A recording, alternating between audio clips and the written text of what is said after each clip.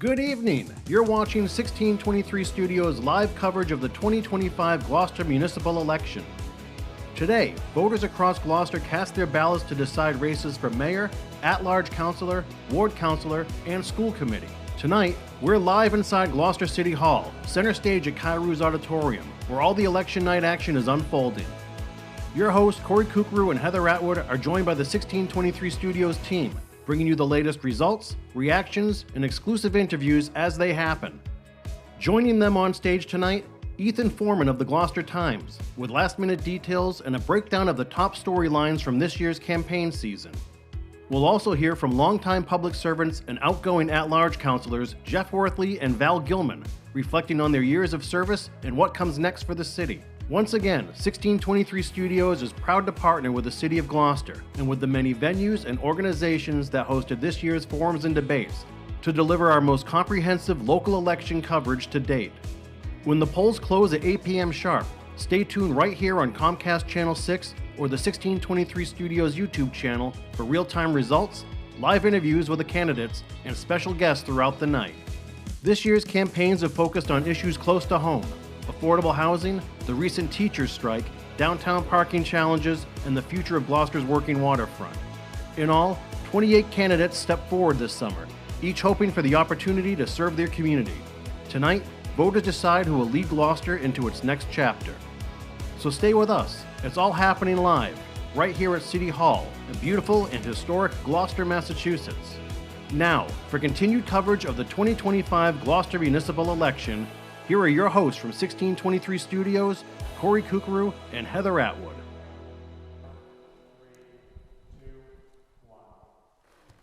And welcome to an eerily quiet City Hall here in downtown Gloucester for live coverage of the 2025 Gloucester municipal election.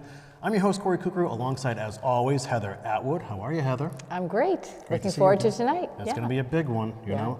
So yeah, we have wall-to-wall coverage of tonight's results, so stay with us throughout the evening for that. We have a lot of big interviews lined up to us in this first hour. But what we wanted to do from the top, Heather, is have Ethan Foreman of the Gloucester Times join us to go over all things 2025 election. He's a busy man, so we're trying to squeeze him in while we can. So please welcome Ethan. How are you? Good to see you. I'm doing good. How are you? I'm great. How are you? I'm stressed to the max. Yeah. Yes. Were there any blood pressure high? There are few people in this city who feel that way tonight. I know. I complain, but I can't imagine waking up on this morning and thinking about standing out at a poll somewhere and trying to get that last-minute vote. Yeah. And they were out there today, and right at 7 o'clock. It was busy out there.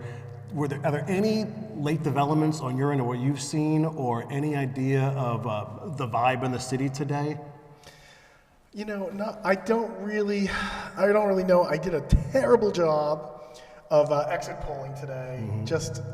Just people had their heads down. You know, sometimes you approach somebody for an interview, but I didn't really get much. I got one gentleman up in Lanesville complaining about the paper and how no one knows what's going on. So hopefully we'll be able to enlighten them throughout the evening. Yeah. I want to talk about that later in the evening. Sure. But so what do you do when you exit poll, Ethan? Well, I mean, you just try to approach the voters and ask them, questions about. It's a very tough ask to ask them who they voted for, especially in a place like Gloucester, where you're 1 degree of separation between you and the mayor. So most people are related or know somebody or friends with or, went to school with the candidates. So I try to ask people their sense of the race. Mm-hmm. So how about lines? Did you see any lines waiting to vote? Well, I did visit 3 polling places, so encompassing about 5 precincts, so about half the city. Mm-hmm. And the biggest line that I saw, the most active poll, no surprise, Plum Cove School, Ward 4, Precinct 2, Lanesville. That's kind of how the bellwether of the city, right? Right, we talked about that in the voter's guide. Yeah, so right? There was nearly 1,000 people when I was there about 3 hours before the polls closed, and that was the largest precinct turnout that I saw. There was a line out the door, and people were coming in. It was very steady. And this is a polling place with only one precinct. So that was pretty impressive.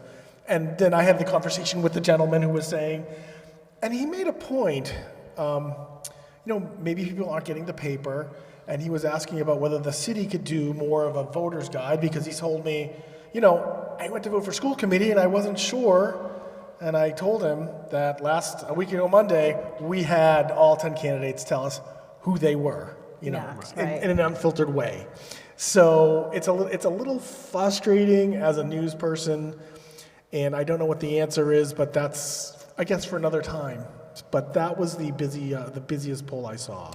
Yeah, I was at Ward 1 where I vote a few hours ago as well, and there had already been more than 1,000 votes there. So we just doing quick math in the head, it kind of seems like we're on the track to land somewhere between the turnout from 2023, where it was just a little under 8,000, to the turnout in 2021, where it was just over 10,000. So it was sort of somewhere in that 9,000 range, but you never know with people getting out of work.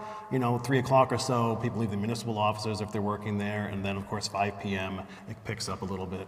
Yeah, when I was heading back to the office, I felt sorry for the people trying to get onto Grant Circle, because the line was up the extension and up Washington Street. So I did go to East Veterans. It was very steady there, very busy. They had a nice bake sale, by the way. I got a cupcake. I know. They move there in the front of the room. They're usually in the back of the room, but they get you right as you walk in. It's like. And I hope you saw the Gloucester Times on Monday, because we did have a list of bake sales. I did. I took note of that right away, because we had done the voter's guide together, and I was amazed, being a Rockport resident, that you guys were all about the bake sales on election day. And I'm like, wait, what bake sales? And that was a nice touch that you added the list of bake sales there. Well, I have to really thank my editor, Andrea Holbrook, who talked about how Ray Lamont would go out to the polls, and he would just come back with like all the baked goods, and I didn't do that. I only got one cupcake.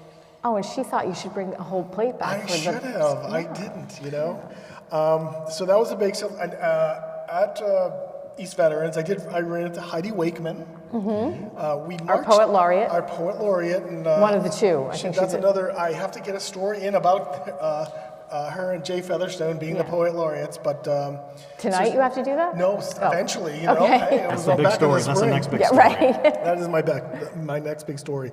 But the election has taken a lot of my time. Yeah. She was talking to me about what's going on, and she was talking to me about how she had moved schools. She was at O'Malley for about 10 years, and now she's teaching at Beverly. Oh, she's left Gloucester. Yeah. And so I think maybe that, I didn't really get anybody talking to me about that, but I wonder if the teachers, the educators strike from last November will have an impact on the results. I don't know. It's going to be really interesting. So, Ethan, this is such a big night for you, as you have said, and you have a deadline at something like 8:30 to get your story in. That's what my editor wants. Yeah. So, how do you prepare for tonight? I don't. Every year I say I'm going to create a Google Doc spreadsheet, and every year I don't, because I'm just too busy and I'm not really sure how to do it. But I would just want to comment and say that you guys are amazing, because I'll just be sitting out there and I'll hear the results.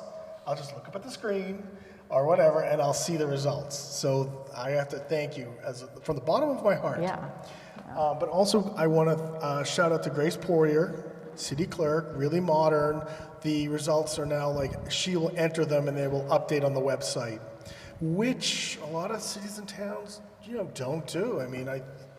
They expect you to go to bed and have the results. And Ethan, we're also working with Streamography, our 1623 crew.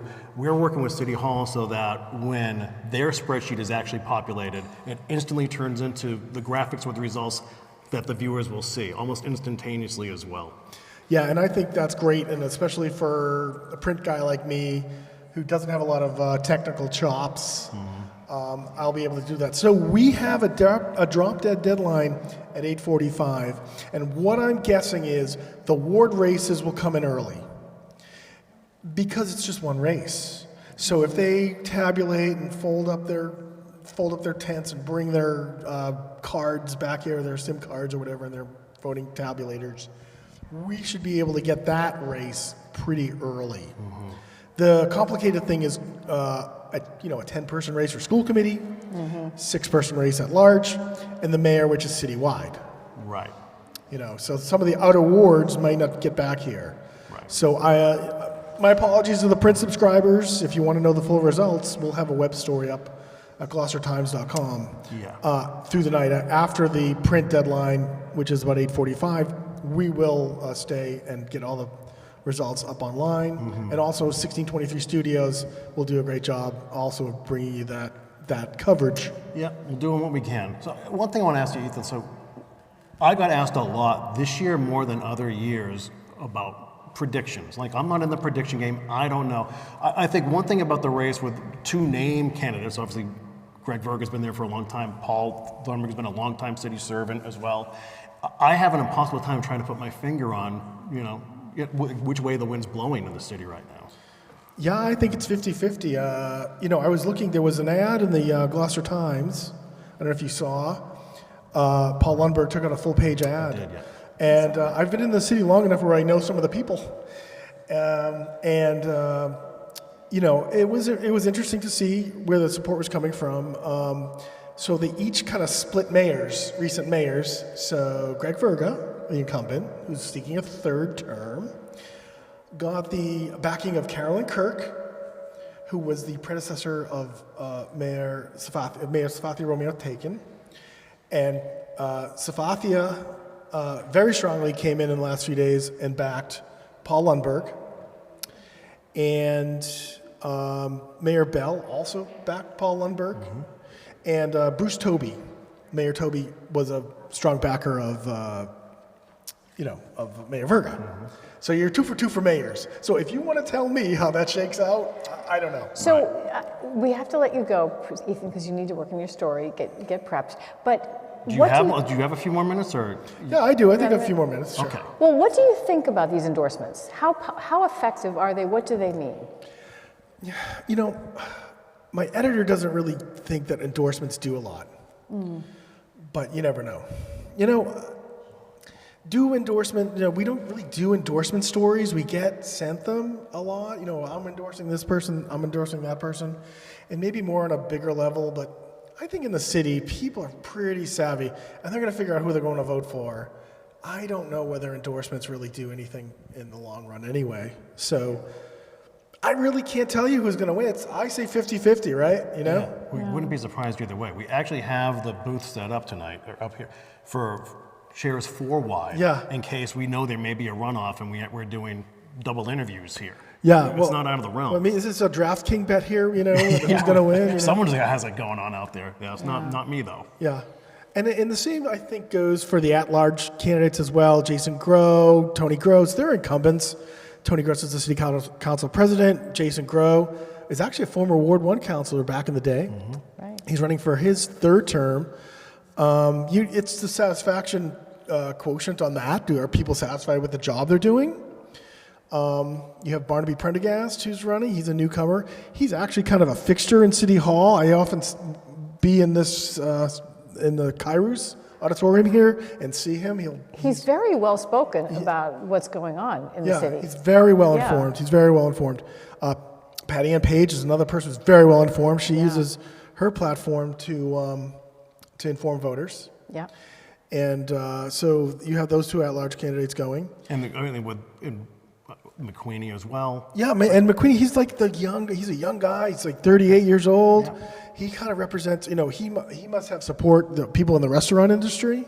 Lots of land. Yeah. Yep. I mean, who knows? I mean, if he's, passing out, his palm card. And then you have Hannah Kimberly, who's very involved in the city, she's head of the League of Women Voters of Cape Ann. And the Human Rights Commission. And the Human Rights Commission. So it's, they're strong candidates. Yeah, so I'm looking, I can't read the tea leaves. I mean, Matt Murray came out for Lundberg. Who's coming out for Verga? I mean, I just can't make any sense of it. and that's my fault. But I don't have any sense. Well, and to button up the at-large race is whoever steps in has really big shoes to fill with Val Gilman now leaving and Jeff Worthley leaving. They actually both are going to be following you here in the first hour of our coverage to chat and sit down for a bit. Yeah, Val Gilman and Jeff Worthley are hugely, they're very popular, and also they bring a lot to the table. They try to inform voters. They're very active counselors. I know Val's Facebook page, when she was Ward 4 counselor, was invaluable to me to know what's going on, and she's very active in that way. And Jeff as well, when something's going on in the city, he is, right there, Well, so Ethan, we're going to let you get on with your night, but we're hoping we can actually have you back after the results if you have time for that. Yeah, we're going to do a story for the print and then story for the web, and then if you guys are still going, I can come on. Yeah, I think it's going to be marathon coverage this evening. So thanks for all the work that you do. We really appreciate it. Well, hopefully we'll see you in a little bit. Good luck with how the next hour and a half rolls out here.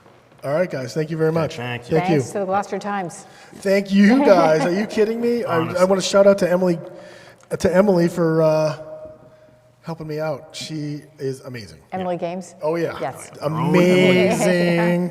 Yeah, All right, we'll be back right after this with at-large City Councilor Jeff Worthley.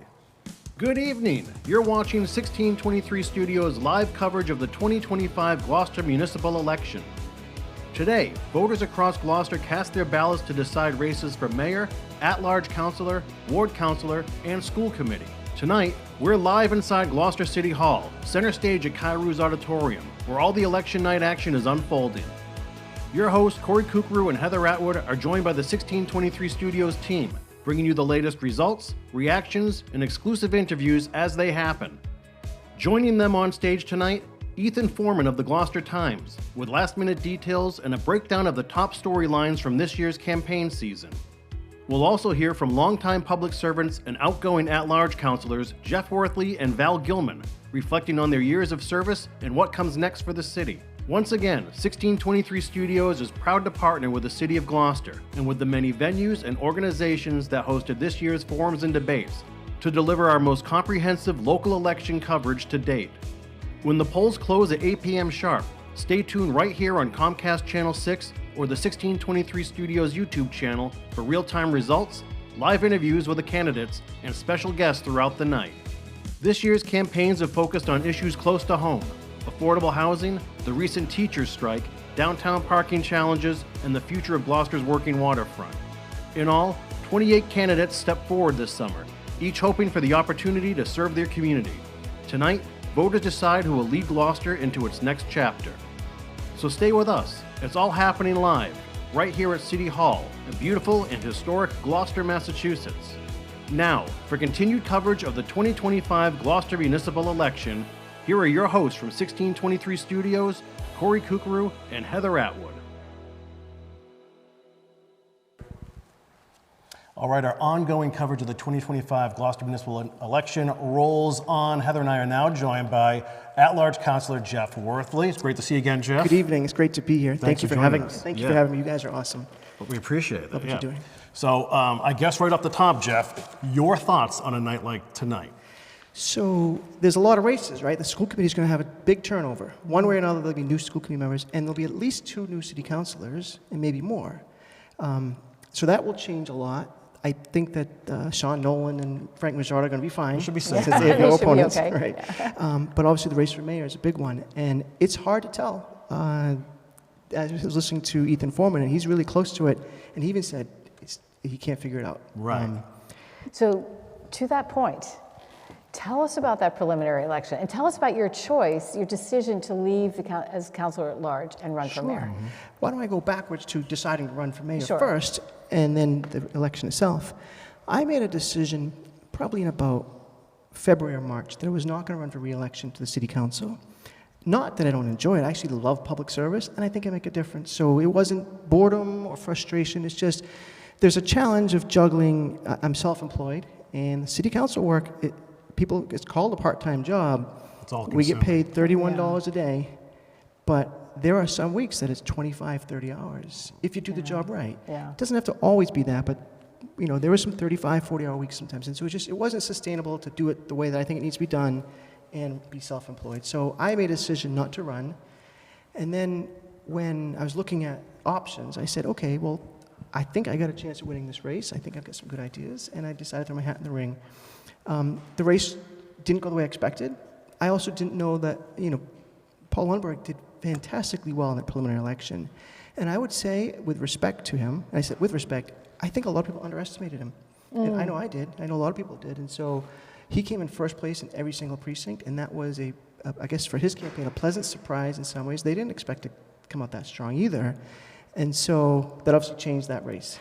But life is good. My kids are doing well. My business is thriving again, and I'm happy to finish up my term on the city council. Yeah. So were you surprised? I mean, well, you just sort of alluded to it. Like you were surprised that night. I mean, I especially live in the social media world, right? Mm-hmm. So there's a lot of noise coming from that end, and I could see, for one, like the support you had too was very loud. Yeah. Do you want to touch upon that at all? Yeah, so, there's a couple of factors that go into this. At one point, I had 98 volunteers working on my campaign. It was the most robust support, and to the extent that campaign signs make a difference, it's hard to know if they do, I had more campaign signs out than all three candidates. All I the saw other a two lot, candidates. yeah. Yeah, and so that's a sign of outward support. But then there's a question of, the turnout at the preliminary was very low. I think surprisingly Really low, yeah. And, there's a lot of efforts right now in both the Verga campaign and Lundberg campaign to get out the vote. And that's a whole different strategy than social media or communication. You want to say, here's my platform, here's what I stand for. But then it's calls, it's text messages, it's rides to the polls. And that involves a lot of seasoned campaign workers. And that's hard to do, especially, it was a very early election. If you remember, it was September 22nd, so it was still summertime. And September 16th, so it was still summertime. I think there's a lot of people I'm not saying that's why I lost, but it was a low turnout. And had, I'd done things a little bit differently, maybe we could have a different story. But either way, life is good. We've got two good people running for mayor, and regardless of what happens, we'll know in about half an hour probably. Right. We'll be in good hands. Well, let's chat about the vacancy now left within the at-large council, right? So your departure, Val Gilman's departure, those are big names, big vote getters over the years too. So I guess, I don't want to ask how you see this play out, but people trying to fill those shoes, that's a difficult task. And 4 people, right? Right. It's 4 people running for those 2 seats. Right. And yeah. Well, actually, the way I look at it, and I think some people do, all the seats are open. Yeah, right? true. Whether Right. you win Yeah. re-election or not. That's So right. these candidates are all running for 4 spots. Right. Although it's likely incumbents return just by the power of incumbency. It's not always the case. And so there'll be at least 2 new ones. We know that because Val Gilman has retired, and I'm stepping back in race for mayor. And I can't say enough good things about Val, what she brings to the table. And I've wrote a letter to the editor. It's a big loss. It's not just her years in the council, her years in the school committee, and her professional background. So I would say that, I'm not tooting my own horn, but I'm leaving too. But I'm not disappearing. I'm going to still the same address, same phone number. If councilors need help, I'd be happy to help in whatever way. Whoever's mayor, if they want to appoint me to a board or commission, I'll support that. What would you like to say about your term on the council? Your 2 terms. You were 2 terms. So right? I've served 4 terms in total. I was on the council in 2001, and I was one of the youngest councilors. And that service was really helpful. I learned from Gus Foote and You're in Lee your Kennedy. 20s then, right? I was 22 years old the first time I ran, and 24 when I won. I served with Safathia. I served with Jim Destino. I served with a lot of people whose fingerprints are all over the city and on my service too. And then there was a 16-year gap, and then I ran for at-large just 4 years ago. I got in, and then I ran for re-election and did well there too. In fact, just 2 years ago, we were sitting right here celebrating a win. I think your question was, what did I bring to the table? Yeah, and I was referring to your councilor at large terms. So I learned when I was very young, I was probably 17 or 18 years old, from Peter Terigian. He was the mayor of Peabody for 28 years. He didn't have much of a professional background when he first ran. He had been a mailman. Not to knock mailmen, but it wasn't something that had necessarily translated to being mayor. But there was something about that retail, feet on the ground, understanding what's important to people. And he gave me some great advice. He said, when you're sitting at the city council table, there's maybe 20 or 30 people in the audience. They're for something, they're against it. He said, you have to remember that you represent the other 29,000 people who didn't come to the meeting. He said they could be afraid of speaking in public. They could be working a second or third job, taking care of children, taking care of elderly parents, afraid to speak in public, and you represent them too.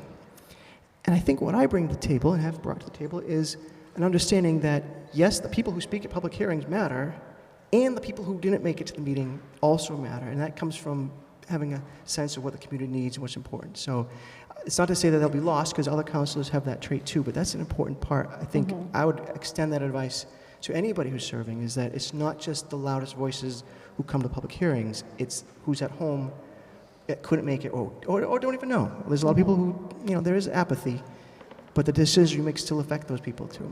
Right. So Jeff, how would you say your proudest accomplishments during your tenure? Thank you.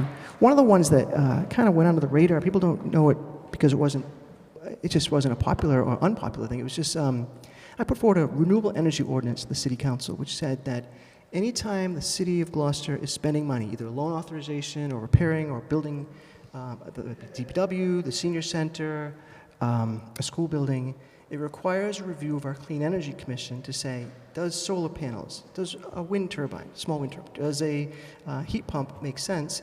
Add that to the loan authorization because it saves money in the long run. That was a challenge to get passed. At the time, the mayor didn't support it, and it passed. And now every building that gets either constructed or renovated is going to require renewable energy. I'm proud of that one. But the other thing I would say I'm proud of is the stuff that we don't vote on. It's the constituent service stuff. I'm proud and also embarrassed to say that I've probably got 7,000 or 8,000 emails per year as a city councilor, and have replied to every single one of them. So I am proud of that. And that means helping somebody, right? Just a couple weeks ago, there was a woman downtown who, she had a dumpster next to her house for 6 months, never been emptied, and she couldn't sleep. The smell was so bad. I just got on the phone and called the right people, and next thing you know, it's gone, and health department came in, and you do that enough times, you make a difference and you feel good about it. It doesn't make the paper, it won't make it online. I'm bragging about it here, but it's just those kind of things that really keep you going and say, okay, I helped someone. That means something. Well, you've definitely been a boots on the ground public servant for a long time. I don't know any other way, but I appreciate you saying that. I think there's something to be said for going to the site visit, going to the home, talking to someone. I was a man on Elm Street, and he just said there's something happening in the neighborhood. I showed up and said, okay, what is it that you see so I can see it through your eyes? That matters. Thank you for mentioning that. You're welcome. So what's next for you, Jeff? I mean, you said you have a regular job, obviously, yeah, right? So I do financial planning through New York Life Insurance, and the city council work has taken up a lot of that time. So I've recommitted to working on that and helping people in that regard. I have two children. They're 15 and 16 years old. A little shout out, Jude and Lila. I think they're home watching right now. College is coming for Jude in a couple of years. Lila's a freshman, and it's a busy job. By the way, anybody who has children knows you're a chauffeur, you're being told where the next event is or the next practice. They're very active in school, so keep my focus on them. I think they love campaigning and politics too, to some extent, and my son, he's class president. Corey, I think you were class president, 92? Way back when. 1992? Way back when. Yes, Jeff, yes. You're that guy. I was as well in 95. I think Frank Majota was class president. Was he really? Yeah. Oh. Bruce Toby was class president, class of 74.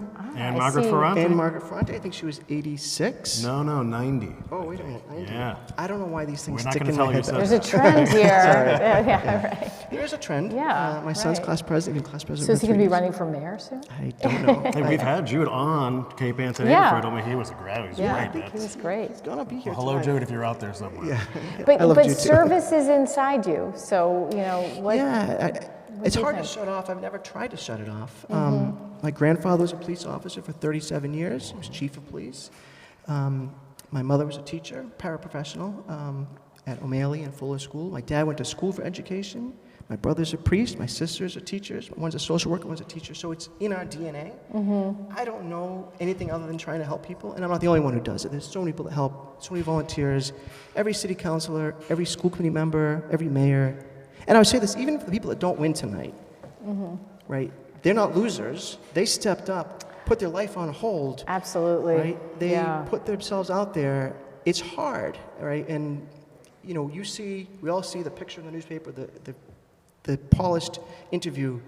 Every one of them has some level of anxiety before they go on camera. They have to, eat quickly to get to a meeting. They're all trying their best to serve the public. Nobody gets rich being a city councilor. No one gets rich being mayor or a school committee member.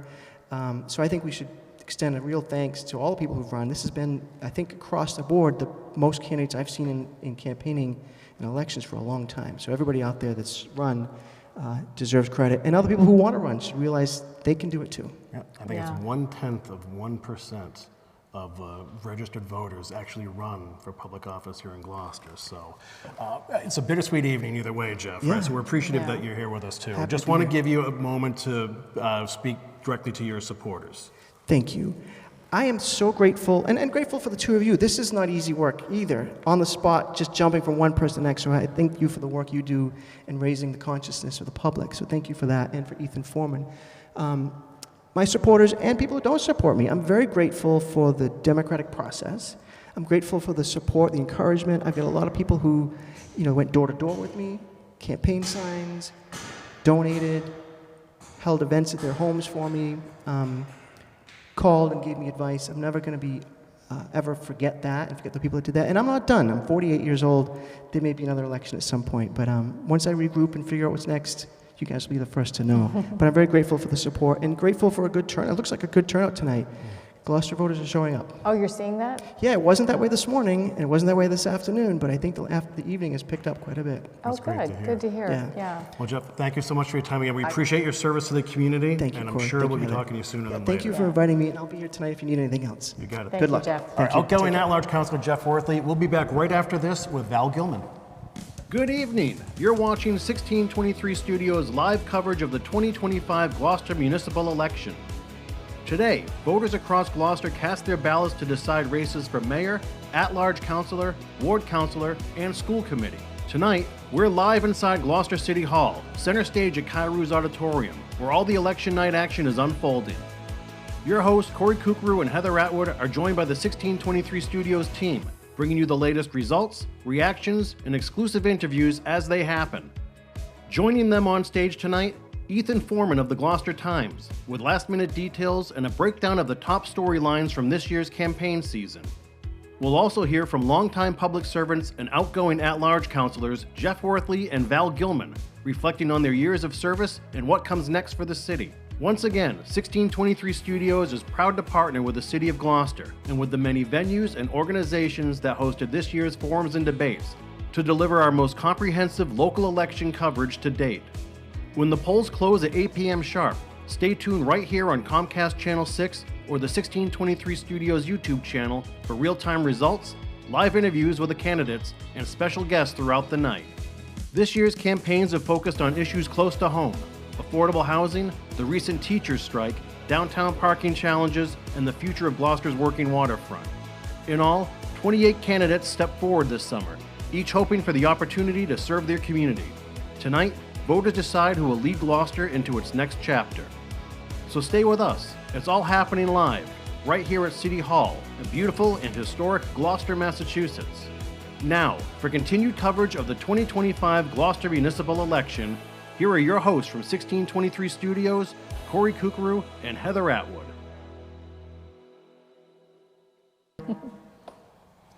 All right, back at City Hall as our ongoing coverage of the 2025 Gloucester municipal election continues. We are now joined by Val Gilman. I can't believe we're saying this, our outgoing public servant and Councilor Val Gilman. How are you, Val? Thanks for being with us. I'm great. Corey and Heather, thanks so much for having me. It means a lot. Thank you. It's great to have you. How does it feel to be a spectator this time? It's bittersweet. Yeah. It's kind of hard watching all my colleagues running around, going to debates and holding signs, and I'm just kind of watching. Yeah. But at the same time, it's a good feeling because I'm proud of what I've been able to accomplish, and I'm proud that I've had some wonderful constituents and great relationships with people. So I'm ready, but it is a little bit bittersweet, I have to say. That's interesting because I've been watching all these forums, wondering if this is a process that the candidates enjoy. Did you enjoy doing that? I actually really enjoyed debates. Yeah. I enjoyed that. I didn't really enjoy holding signs, but I enjoyed coffees and opportunities to talk to people. Yeah. door-to-door was a challenge because I always felt that people didn't really want someone knocking on the door. But I would do the best I could to make sure that once I was there, I could engage with people. So Val, what initially drew you to public service?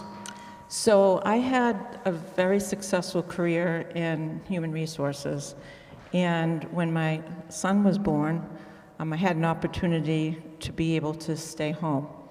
And it was a time where I felt that I could give back, because a lot of my background in HR was strategic planning and leadership, and I thought, municipal government would be great. So my son was started at Plum Cove, and I got involved with the PTO, and then I got recruited by Kristen Michelle to run for a school committee. And she knew all the locals, and I've lived here for a long time, but I didn't go to Gloucester High, and she just went to town and helped me get my name out there, and I did really well, and then the rest is history. So that's what I did, and I loved it. School committee was a great first opportunity for me, and I got working with the Gloucester Education Foundation. We're having our gala Thursday night, I'm very excited about. But just learning how to understand ed reform and what we can do and what we can't do when we're on the school committee overseeing the superintendent, the budget, policies, but then there's restrictions of the things that you can really get deep on. But it was great. I really enjoyed that. So that's how I got involved. And then I was on that for 6 years, and then I took 2 years off. This is after Jackie Hardy passed away. And I became on the board of the Gloucester Education Foundation, and then I ran for Ward 4 after the 2-year break. And I've been 4 here terms as ward counselor? I was 4 terms as ward counselor, and then most recently at large. Yeah. So what are some of the highlights of that career? Some of your proudest moments? So one of the things we did when I was on the school committee, which a lot of people probably kind of went unnoticed, but we were trying to strengthen our middle school. So at the time, Paul Revel, who was the head of the Department of Education, Security, and the DESC, and so what we did was we created an innovation school, which is like a Horace Mann charter school, and we gave our superintendent, Sapphire at the time, a goal that we wanted him to create a task force, and he did, and we were able to implement a new form of governance for the teachers, where they could do their professional development and their curriculum design from a bottoms up, because they worked on this whole process, and it was exactly like a Horace Mann charter school. So I think that really evolved. That's why we changed it to the O'Malley Innovation School, and I was really proud of that, because at the time I was chair of the school committee, and we got all of the members very involved with the process. We all went to Hyannis to learn about innovation schools, and we did that. So that was really cool. Other things that I've been proud of, I got to tell you, in fact, you remember some of this, but the taco truck. I remember the taco that truck, meeting on Plum Cove Beach. Yeah. And we had a couple of neighbors that didn't like the noise, and we wanted to give them an opportunity to speak. About 150 people were there. I got microphones, and almost You were on the beach. On the beach, Yeah. right? And it was the most diplomatic sessions you could ever imagine, was something that was that passionate. And what I basically did was I reminded people that we have to be respectful, and we want to have an opportunity to hear from the neighbors, and please be respectful. I know all of you in Lanesville are always respectful. and it actually went really well. Yeah. And they got to speak, and then everyone else spoke why the taco truck was important.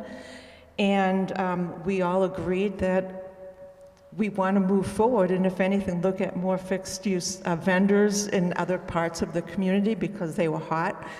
And we not only kept the taco truck in business, he became too popular. So there were times where he wasn't able to be there as much because, he was so good at what he did. Yeah, And Everyone was yeah. a taco truck. Yeah, But you exactly. touched upon a funny thing about Ward 4. We had Ethan Foreman of the Times with us a little while ago, Yeah. and he mentioned how Ward 4 usually seems to be like the bellwether for these elections. Why is the turnout always so great in your neck of the woods? I think everyone's passionate in Ward 4, but you have all different types of personalities. You've got Lanes Cove, you've got Lanesville, you've got Corliss Landing, you've got Cherry Street, you've got Annisquam. The Squammies, yeah. Bayview, where I live, and I think everyone's very passionate, and if you look at how many people are on boards from Ward 4, it's huge. It's because people love where we live, and we're a little bit further away from the downtown area, but there's just a lot of momentum there, and yes, it's a good voting ward, and people really care about it. And that was kind of my honor to be the Ward 4 counselor. I had a tough role to follow after Jackie Hardy, but I really tried to be accessible. I was meeting every Friday at the Cove Cafe for many years. And tried to have a lot of ward meetings. I had board meetings on opinions of the budget, and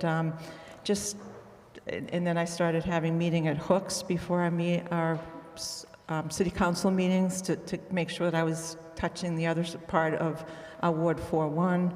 And it was really wonderful. And today it was special because when people saw me at the polls this morning, I had probably 10 different folks that I was pretty close to come up and tell me, thank you so much, we're going to miss you. And so I felt proud because, it's rewarding to be an elected official, but it also can be tough. And I'm sure, we could talk a little bit about Let's talk about that. Yes. So I have written down here civility and trust. Yeah. And you were the council president in this last term. Yeah. So you had a lot on your plate. The city has some divides. Yeah. There's some pretty healthy rifts across the city.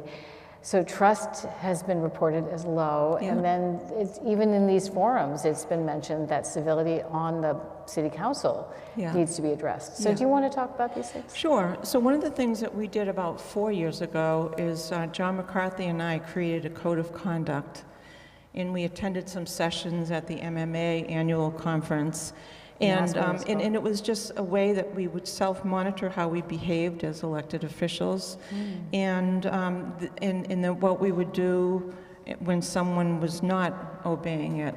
And that was really a good start to the whole code of conduct. And in fact, at a lot of the MMA meetings, a lot of people would ask to see ours, and it was approved, and it was working at that time.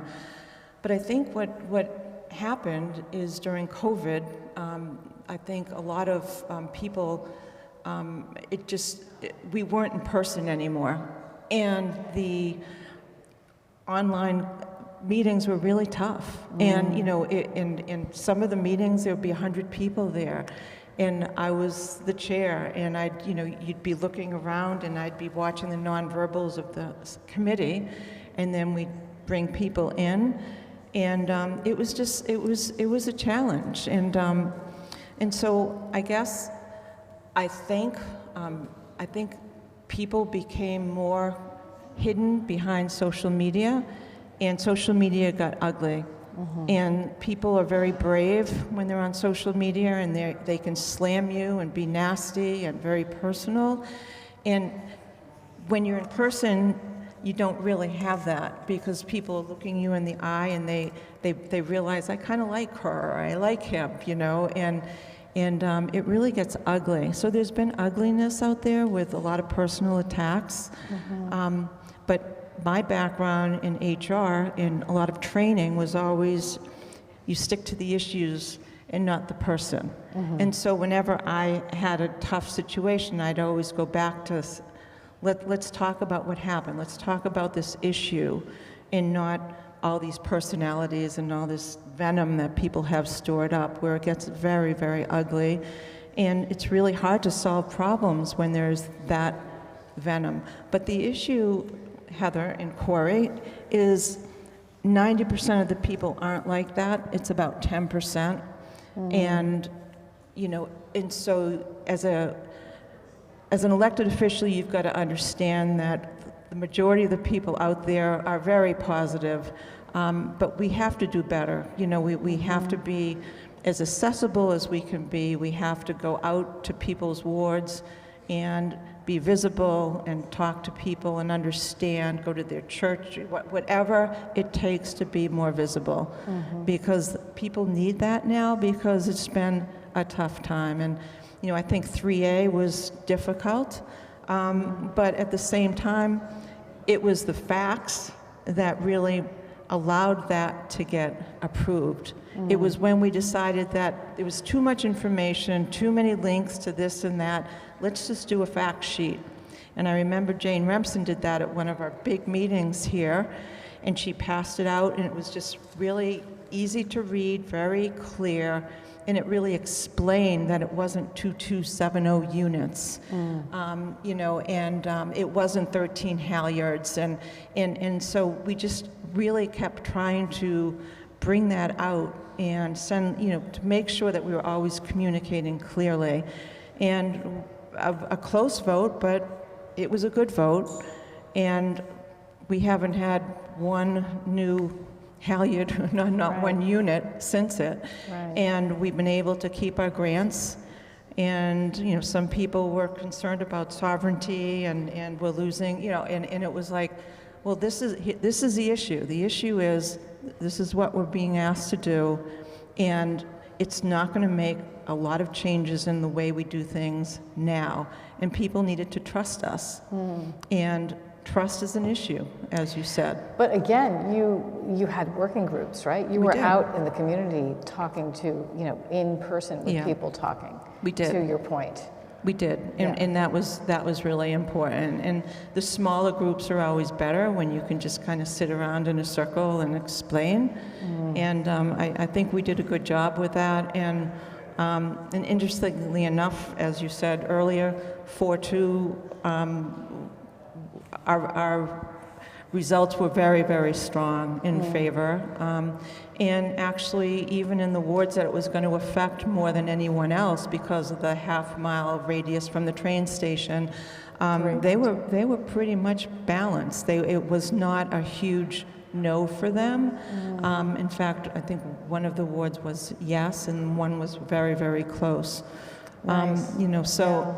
It's we have to do something about affordable and workplace housing, and it really, it's becoming more and more difficult for our kids to live here, our folks to age in place, and it's a big buzz, but we just have to roll up our sleeves and do a better job.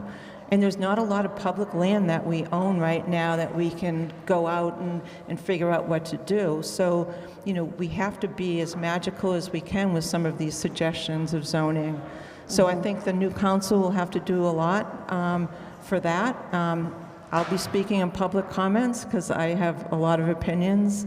And it will be good because I think that there's a better we have more knowledge now in the community of what it is, what it means, and what it is we need to do better. And I can't thank the planning board enough and community development. P&D, we work pretty damn hard. And I think overall we came out better. But yes, we've got some bridges that need to be reestablished. So that will be all about talking. We're not in Zoom anymore. We're face to face, and it means such a difference. It really does. Well, Val, you just talked about this. Public service in the day and age of social media is only getting more difficult. With your departure and Jeff Worthley's departure from the council, those are big shoes to fill. I was just going over this with Jeff too. So what advice do you have for the newbies coming in when the water is at this temperature now as a public service? Well, the newbies, if depending on how many there are, really, and it could be 2 women, which would be wonderful. Right. I think it's really helpful to have diversity on the council. So I would say, you've got to ramp up quickly. But I know the people that are running, and they have been very aware of all these issues, so that they followed it well.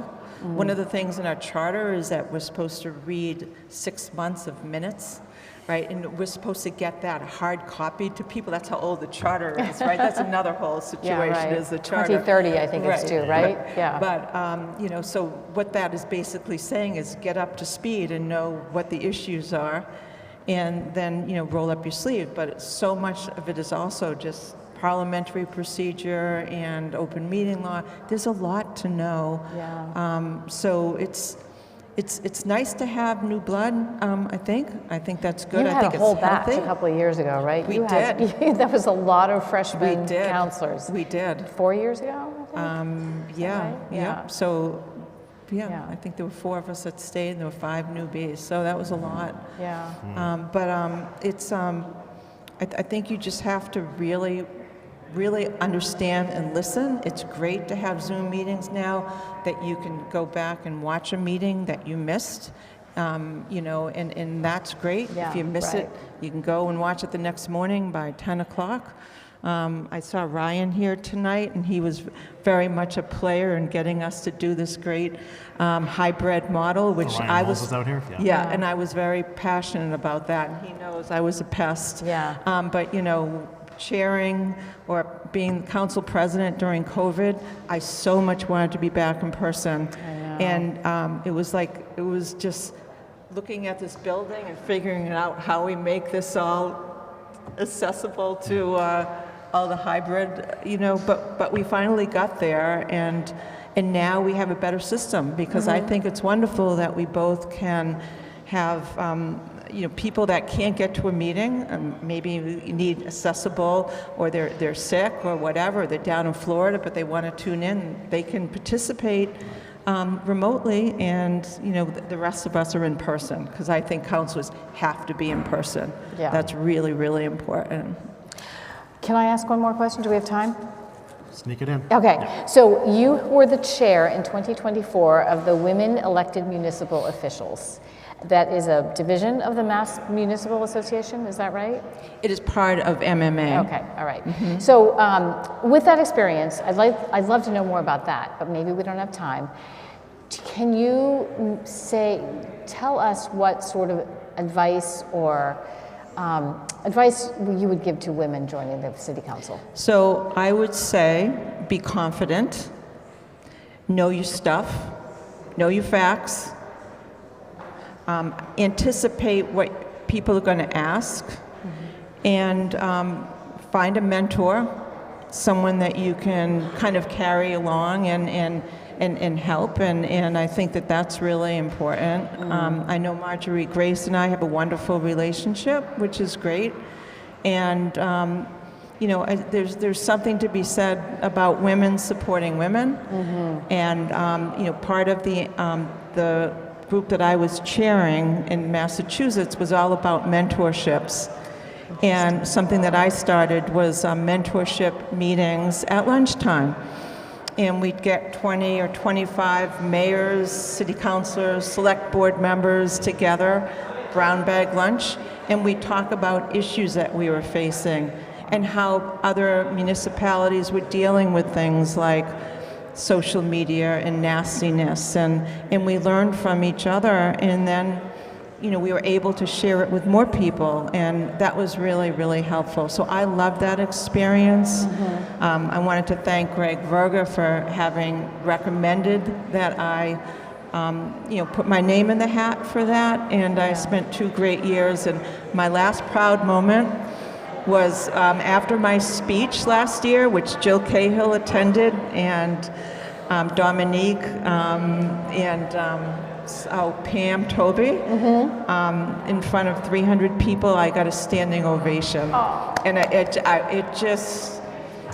just floored me, because through all I've been through, sometimes you just wonder, oh my God, and Yeah. that really made me feel very proud. So, That's fantastic. Yeah. Well said. Congratulations. Yeah. And Val, we appreciate your service over the years. You've been a great friend of ours over the years as well. We appreciate Yes. that too. A final word for your supporters? Thank you for supporting me. Keep supporting the city. We have a wonderful, wonderful city that we all love. And participate, be heard, and I'm still going to be around. So I'll be coming and nagging our counselors at public comments now. So that would be kind of fun. Something to look forward to. I think that's The gavel valuable. after 3 minutes, I'm sure. Well, thanks so much, Val. Thank we you appreciate so it. much. Have a great night. Do a great job. I appreciate it. Thank you. All right, we'll be back. The polls are just about to close. We're getting a little bit of buzz in the room now, and we will have live coverage of the results very shortly. We'll see you in a bit. Good evening. You're watching 1623 Studios live coverage of the 2025 Gloucester municipal election. Today, voters across Gloucester cast their ballots to decide races for mayor, at-large councillor, ward councillor, and school committee. Tonight, we're live inside Gloucester City Hall, center stage at Kairou's Auditorium, where all the election night action is unfolding. Your hosts, Corey Kukru and Heather Atwood, are joined by the 1623 Studios team, bringing you the latest results, reactions, and exclusive interviews as they happen. Joining them on stage tonight, Ethan Foreman of the Gloucester Times, with last-minute details and a breakdown of the top storylines from this year's campaign season. We'll also hear from longtime public servants and outgoing at-large councillors Jeff Worthley and Val Gilman, reflecting on their years of service and what comes next for the city. Once again, 1623 Studios is proud to partner with the City of Gloucester and with the many venues and organizations that hosted this year's forums and debates to deliver our most comprehensive local election coverage to date. When the polls close at 8 p.m. sharp, stay tuned right here on Comcast Channel 6 or the 1623 Studios YouTube channel for real-time results, live interviews with the candidates, and special guests throughout the night. This year's campaigns have focused on issues close to home: affordable housing, the recent teachers' strike, downtown parking challenges, and the future of Gloucester's working waterfront. In all, 28 candidates stepped forward this summer, each hoping for the opportunity to serve their community. Tonight, voters decide who will lead Gloucester into its next chapter. So stay with us. It's all happening live, right here at City Hall, in beautiful and historic Gloucester, Massachusetts. Now, for continued coverage of the 2025 Gloucester municipal election, here are your hosts from 1623 Studios, Corey Kukru and Heather Atwood. Later. All right, we are back here for live coverage of the 2025 Gloucester municipal election. I'm your host, Corey Kukru, alongside Heather Atwood. 1623 will be with you throughout the entire process tonight, getting results and reaction in real time for all of you out there. Hello, hope everyone braved the elements and There were no elements. It was a wind. beautiful It was windy day. today. It was- And made your vote count Blue today skies. too. Yeah, we're Yeah. waiting just like you now for the results to come in. So the polls just closed, right? We interviewed City Clerk Grace Poirier not too long ago, the last week or so, for our voters guide, who sort of walked us through the process. But to the best of our ability, what we can tell you is now that those polls have closed, in each ward and precinct, those votes are tabulated through the machines there too. They eventually will be posted at each ward precinct, the results, and then those machines and the chips from those machines are actually returned to City Hall with the ballots, and we wait, just like all of you, for those results. Now what we've done is we've worked even more closely with City Hall this year, so what we're hoping is that the minute we know what those results are, it feeds into our graphic program and we can show you in real time the results of all the races. So now, if I remember correctly from the 2023 election, it could be a good half hour or so, right? I mean, some of these polling precincts are in the far stretches of Gloucester, so we have to wait for them to arrive. But in the meantime, Heather and I will keep you entertained and up to speed. So I will say this, one difference in this election season compared to those in the past is that Heather and I are usually joined on stage here for this part of the night with an expert analyst. 2 years ago, it was Paul Lundberg. This year, we do not have an expert He was analyst. busy. He was busy This year he was Yeah. busy, yeah. So what's been tricky for us this year is we had a hard time finding someone who could sit in the hot seat this evening, who, one, knew their stuff locally, the inside out of all things city politics. And excuse me, but we had many people who knew their stuff. Right, oh yeah. We have many options. Right, but with two strong names running for mayor in 2025, it was hard to find someone who hadn't endorsed a candidate, whether publicly or even privately. And so we were, it was tricky for us to navigate. So we just figured, okay, let's go this alone. In our first hour coverage tonight, we spoke with Gloucester Times reporter Ethan Foreman. We can talk about that a little bit, Heather. And then outgoing at-large councilors Jeff Worthley and then Val Gilman to just get their thoughts on their events and reflecting on their tenures as well. So now here we sit. Right, right. But I want to just emphasize how unusual it felt. You and I have covered 2 Gloucester elections, municipal elections so far. This is our 3rd.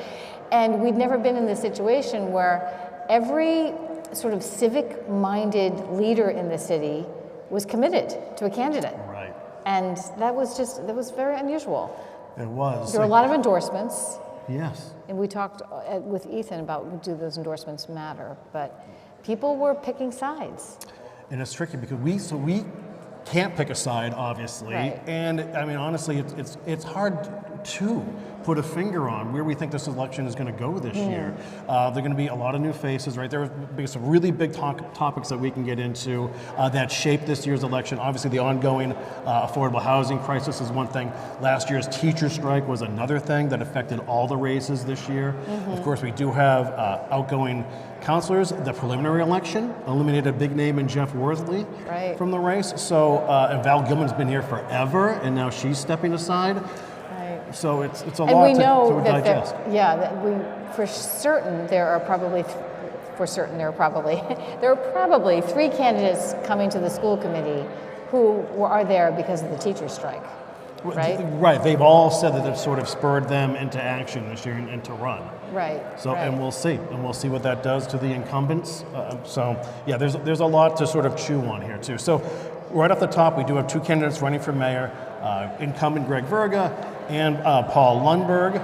There they are there. So you're going to see our graphics tonight. Beautiful job from 1623 Studios and Streamography building this for us. We're going to have asterisks denote all the incumbents, just so if you're wondering why there is an asterisk next to some person's name. If you're in the know, you know, right? So all asterisks equal incumbents. So that is a big mayoral race tonight. Both have been serving the community for a long, long time, Heather. They both grew up here. They both have, are descended from people. Paul Lundberg from someone who came here to work in the quarries, and Greg Verga from fishing family, I believe, right? Yeah. They both went to Gloucester High School, graduated from Gloucester High School. Yeah. I mean, they're very similar candidates. They are, and as we've seen in Mayor Verga's successes in the past 2 election cycles, in 2021 over Safathi Romeo Taken, and then in 2023 over Mary Ellen Rose, he did really well in those outside wards and precincts for Gloucester. We spoke with Val Gillen about the strength of Ward 4 and how that's usually a bellwether for these elections, right? And then Greg has also performed really well in Wards 5. Yeah, in Wards 5, right? And one? Ward 1, yeah. Right? So East Gloucester and East Point. Now, but his neighborhood is 2 and 3. Correct. Right, Yep. Yeah. And so although he outpaced Safathi Romeo Taken downtown 4 years ago, Greg's always sort of done well in those outer layers, right? And now, but this is also Paul Lundberg's backyard. Right, those outer, well, the Ward 4 is his ward. Yeah. So it will be interesting to, since Greg has always done well in Ward 4, who takes it this time. Right, so yeah, so we wait with bated breath for that. On to the other races, we have 6 candidates running for 4 at-large councilor seats. Of course, we have Val Gilman and Jeff Worthley stepping aside. So here they are. These are at-large councilors in ballot order. Now, folks today could vote for up to 4 of these names. You see Barnaby Prendergast running for the first time, as is Hannah Kimberly. The incumbents are Jason Groh and Tony Gross. And other newcomers, Sean McQueenie and Patty Page. Patty Page has been in this community, doing a lot of things for a lot of people for a long time, as has Hannah. Yeah, I want to ask her why now, because one would have thought that Patty Page would have run earlier, because she's a real activist in the community. Yeah, and we knew from Sean McQueenie putting his hat in the ring that he was spurred off by he was supporting the teachers during the strike, and he was sort of nudged to run for public office. So here he is for the first time. We always have Gross and Grow are always top vote getters. Right. In this event, and then Barnaby has made a name for himself. Not a local, but he's been involved in the community for quite a long time now. Very articulate, very well spoken. He's one of those folks who, in the social media game, is known as like one of the reasonable people who talk about local politics often. Well, he seemed so informed in the forums. I watched all the forums, so I felt like I got to know these candidates well. But he was really articulate and down to the nuts and bolts of how government works. He really seemed to know what he was doing. And Hannah Kimberly has been the president of the League of Women Voters Cape Ann, and we interviewed her on Cape Ann Today for that position, and she's also the chair of the Human Rights Commission in the city. So she has this activist side and experience there. Right. Right. All right. Let's move on, if we can, folks, to the school committee race. If we can do that. I'm not sure if these are in order. There we go. Beautiful. So these are half of the folks running here for school. We have 10 candidates running for 6 spots. You see the incumbents here: Kathleen Clancy and Laura Weeson and Jeremy McKean. Naz Taber is a newcomer, and Bill Melvin Jr. Is an incumbent as well. All right. Let's look on to the next panel here. Andrea Liakis, who's new. This is her first race here in Gloucester. Melissa Texera Prince, who's been on the school committee for quite some time now, a long time, right? Keith Minio, who's been there for a little bit now as an incumbent. Just elected last term. Yep. Heather Daigle is running for the first time, and so is Brianna Hodgkins. So that is your race. As you can see there too. And then of course we do have 8 candidates running for 5 ward councilor seats. So let's look at the Ward 1 race. There we have incumbent Scott Memhard going up against Tracy O'Neill, 2 big names in this community. Yeah, and Tracy O'Neill is such an interesting person because she beat Barry Pett 4 years ago, is that right? 4 years ago in the Ward 2 race. Ward 2. And by 2 votes until there was a recount. We can get more into that later. We were sitting right here, and when we found out that she won by 2 votes, that was pretty amazing. There's only one person more surprised than her. I mean, than us. That was her. That was Tracy. Yeah, exactly. Yeah. But the state reshaped her district. Yep. So now she lives in Ward 1, which is why she's running in this race. Yep, there we go. All right, on to Ward 2 in that race. And we have the incumbent Dylan Benson is taking on Donald Jedis again. This happened 2 years ago as well. So we have an interesting thing. They're in that big ward, right downtown. We saw some big topics down there. The business district, of course. The Gray Center was a big topic downtown. Jedis was pretty outspoken about that as well. It's been an issue for those folks for quite some time. So that'll be interesting to see how these things shake out. I will say that Dylan Benson is so young. He's the youngest on the city council by far. And I was very impressed at how much more thoughtful, not more. He spoke in a very young way when he was first elected, and he feels like he's really matured. It's a lot of seasoning in 2 years. Yeah, huh? he definitely had some seasoning. Yeah. All right, on to the Ward 3 race, and this is the last contested race. As you see, Marjorie Grace is the incumbent. She's taken on Joe Orlando, who was a councilor back in the mid '80s. They faced each other 2 years ago. It was very tight. I think Marjorie won by less than 100 votes. Right. So we'll see how that plays out this evening too. And then let's go. Do you have anything to say about this race, Heather? No, I don't. It's just a complete repeat of 2 years ago, and it's just going to be interesting to watch. Yeah. All right, on to Ward 4, and this is Frank Margiotta, and he is running unopposed. So there is that. So he's taking these. I don't know if he's here in the building yet. Is it starting to fill up here? I did just learn that he, as he was class president, as you were class president. That's right. And who else was class president? And Margaret Ferrante, That's right, Bruce yeah, Toby. right. Yeah, it's a trend. We're local royalty, folks. I am seeing, I see Paul Lundberg is here. Oh, all right. And so I think, and then there's Tony Gross. So the room is beginning to fill up. Yeah. All right, let's lastly go to Ward 5 really quick as well. This is another layup. Sean Nolan, who's been the Ward 5 councilor for quite some time too, running unopposed once again.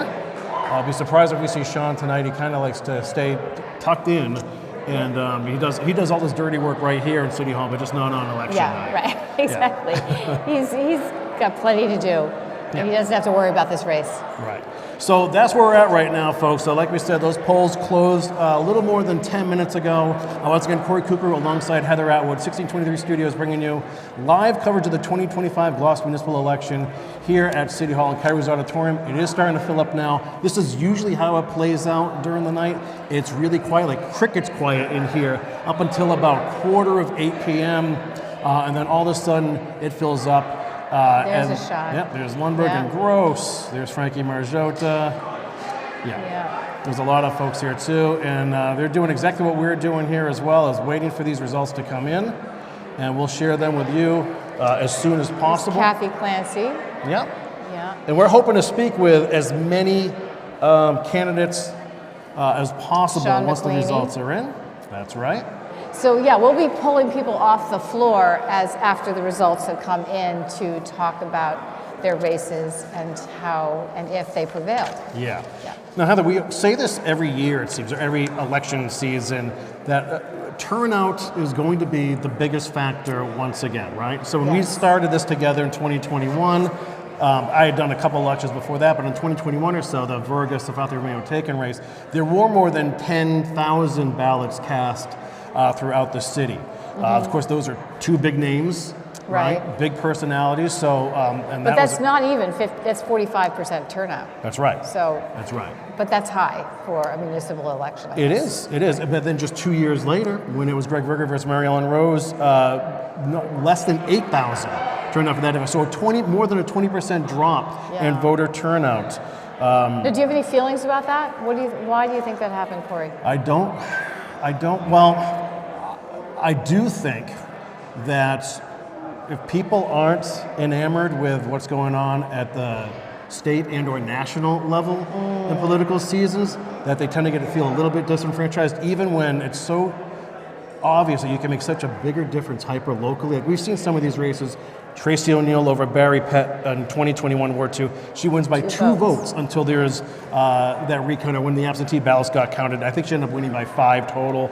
And even last year, right, Scott Memhard over Marianne Boucher in Ward 1 race, he wins by less than 100 votes. He wins by 86 votes. And that's his ward. Right. I mean, to own, yeah, right. And then Marjorie Grace against Joe Orlando, she won by 76 votes this year. There's a repeat race this year as well. And even in the at-large councilor race, Val Gilman defeated Chris Cicaranza, or just out-tallied Chris Cicaranza by just 92 votes for that final at-large councilor seat, which and Cicaranza is a big part of Paul. So Lundberg's I just want to talk a little bit about that Verga Mary Ellen Rose race because I don't think I've ever seen so many and such big signs, the yard signs. Do you remember that? Yeah, it was a big one. Yeah. It felt like it was going to be a really big turnout just by the yard signs, which just goes to show you can't judge an election by the yard signs. Yeah, and we want to point out a couple of quick facts. So there was no early voting this year, right?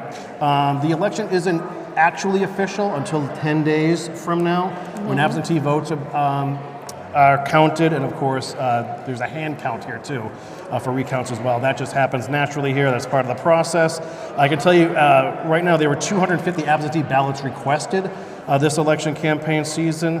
The city was still waiting for about 60 odd or so to be returned. There were also 437 vote-by-mail ballots requested this year, and before the weekend, only 261 of those had been returned. So that's 450 people had already voted going into this election. Right, and it's still waiting on others. Like we said, there were some of these close races. You never know how much of a factor that could possibly be.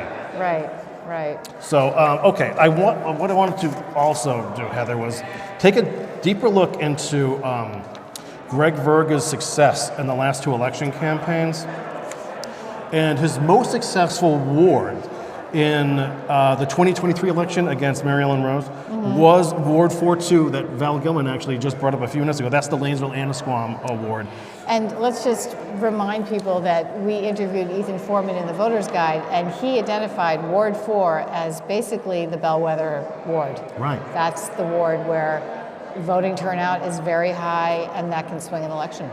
Yeah, and Greg, I think, got 73% of those votes in Ward 4 Precinct 2 2 years ago. This, of course, is Paul Lundberg's backyard we're talking about. So what happens this time year around it's different, there? Right. And then Greg also did really well in like Rocky Neck, Eastern Point, like Ward 1, Precinct 1, over that way too. And then the population's a little softer downtown in Gloucester, the business district, of course, too. Well, Ethan reported that people don't vote as heavily in downtown. Right. Right? Yeah, it's just the way it shakes out. Right. But then even going back to the Verga versus Fathia race, again, Greg was really strong in Ward 4, Precinct 2, nearly 70% of that vote there. And where he struggled the most, didn't struggle, he still won by 51%, was right downtown Ward 3, Precinct 1. Right. So it's just, I just found those numbers sort of interesting. I always am fascinated by how the vote works out in which ward. And then you try to figure out the whys afterwards, you know? Yeah, right. Well, what do you think about the preliminary election? The fact that Lundberg took every ward. Right. That was a surprise. Yeah, because then you don't know if it's, because it was a low voter turnout, but with 3 big names on the ticket, right? With Worthley and Lundberg and Verga.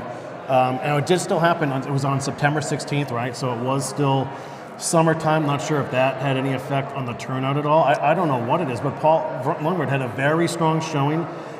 But it's hard to tell. Like, so did Verga's campaign feel that they had an uphill battle over the ensuing 6 weeks or so? Or did they sort of know who they had in pocket then already? Right. I don't know how. Right, I know. 5,142 people voted. Right. So that's pretty low. Yeah, that's really low. That's Do you want to talk about the big issues? Yeah, go right ahead. All right, so I happen to watch and enjoy almost all of the forums. I think I watched all of the forums, and I thought they were so well done, and I learned so much. I've said this many times tonight, but I was really able to understand the city of Gloucester better, I think, and certainly understand the candidates. So the $206 million upgrade to the city wastewater treatment plant is a big one. And that is sort of the elephant in the room that, you know, the city councilors all sort of hang their heads about, and people were basically promising or just hanging their heads worried about, you know, raising taxes. Sure. But Tony Gross did mention that they would be looking at the Massachusetts revolving fund for $100 million. So that was interesting news. Right. That it might not be the $206 million price tag. And we've heard this in our years doing this, Heather. There's, you know, every mayor, when she or he takes office, they inherit a big issue where the can has been kicked down the line, whether it's been when the last administration or administrations ages before that they have to deal with, and then something else arises, right? So for Greg Verga, it seemed this time around, it was what happens with a second sewer treatment facility, right? And the wastewater management there. And then, of course, last fall, the big teacher strike, which affected, we're saying, all the races here. So that's still a massive factor in how things are going to play out this evening, too. So yeah, that's what the Verga team had to deal with this time around. And then going up against 2 big names in the preliminary election, you know, these are only 2-year terms. So Greg Verga gets in there, you know, and he's been there for 4 years now, but you just get used to City Hall and how it works. You're getting your CFO in there to work with you. You know, you're getting the lay of the land here, and then immediately you're in another race. And so here we are again with the 2-year term. Now, Heather and I have both spoken with Paul Lundberg and Greg Verga in past interviews, where they both were happy with the 2-year terms. I feel like, for some reason, I feel like they're short, but they felt like it was just right. Yeah, no, I remember that. I can't imagine, because it just seems like, how can you get anything done and suddenly you have to run for mayor? And in fact, we were hoping to interview both mayoral candidates on yesterday, the Monday before Election Day, and he said, I have too much in the city to do. He just couldn't fit it in. Yeah, they were really, it's down to the wire. I saw Paul Lundberg's stumping first thing this morning out there. The polls open at 7 a.m. And that's everyone sort of in their no huddle offense, their full court press right now for those last votes. But the polls did close a little more than 20 minutes ago. We're sitting here at Kairos Auditorium at City Hall, Heather Atwood and Corey Kukuru of 1623 Studios, waiting for those results. We worked really closely with Grace Poirier, the city clerk, right now about how quickly we can get those results relayed to all of you out there. And so working with 1620 Studios and Streamography behind the scenes, we're hoping to get that to you in as real time as possible, as instantaneously as possible for you. So we appreciate you staying with us tonight. Heather and I basically are biding our time here because we plan to speak with as many of the candidates who want to speak with us afterwards. We usually lead with the mayoral winner, and then it's sort of like a cattle call. It's a carousel, one a candidate after the other here. So we'll have all that for you as well. And we do believe Ethan Foran of the Times, after he sends his story off for the print version, may sit down with us once again to sort of recap things and go over those results and maybe get a little granular on what unfolded this evening. So Corey, I know it's getting very exciting. You can hear the room getting louder, and it feels as if those numbers are going to be coming in very soon. But I want to ask you a question while we have a second. Sure. So you and I were at our homes, and we would talk every couple of days about what we were seeing in the election and the campaigns. And I was watching those forums, and I was reading the Gloucester Times. I'm not on Facebook. And I was hearing these very, informed, involved, really interested candidates, and I was impressed by them, and I'm reading Ethan's articles, and it's basically all the facts. And you're on Facebook, and you're having an entirely different campaign experience. Oh yeah. Yeah, so, and I was completely ignorant of, any sort of thing that was snarky and the tension and all that. So I had, it was like two different elections. I began to realize you were having all this content that I didn't have access to. And I'm sure this happens across the city if people aren't on Facebook. It's an interesting point, Heather, because Facebook still remains, for what you want to say about it, the most popular website on Cape Ann still. So that's where most people sort of live and breathe. Right. It's not that, it's not quite a Snapchat population around here in Gloucester, I'd say. But yeah, so you do see that. You do see a couple different, you see the best and worst of what social media has to offer in a situation like that. So you see a groundswell of support for some candidates, and then you see a lot of that sharp criticisms, misinformation. Right. So there was plenty of that too. What was interesting that we've sort of seen in preliminary results and what's happened in years past is just because there's a lot of smoke and noise in the social media game, it doesn't necessarily translate to what happens at the polls. Right, I think that's true too, yeah. So I feel as if there's an issue that needs to be addressed here.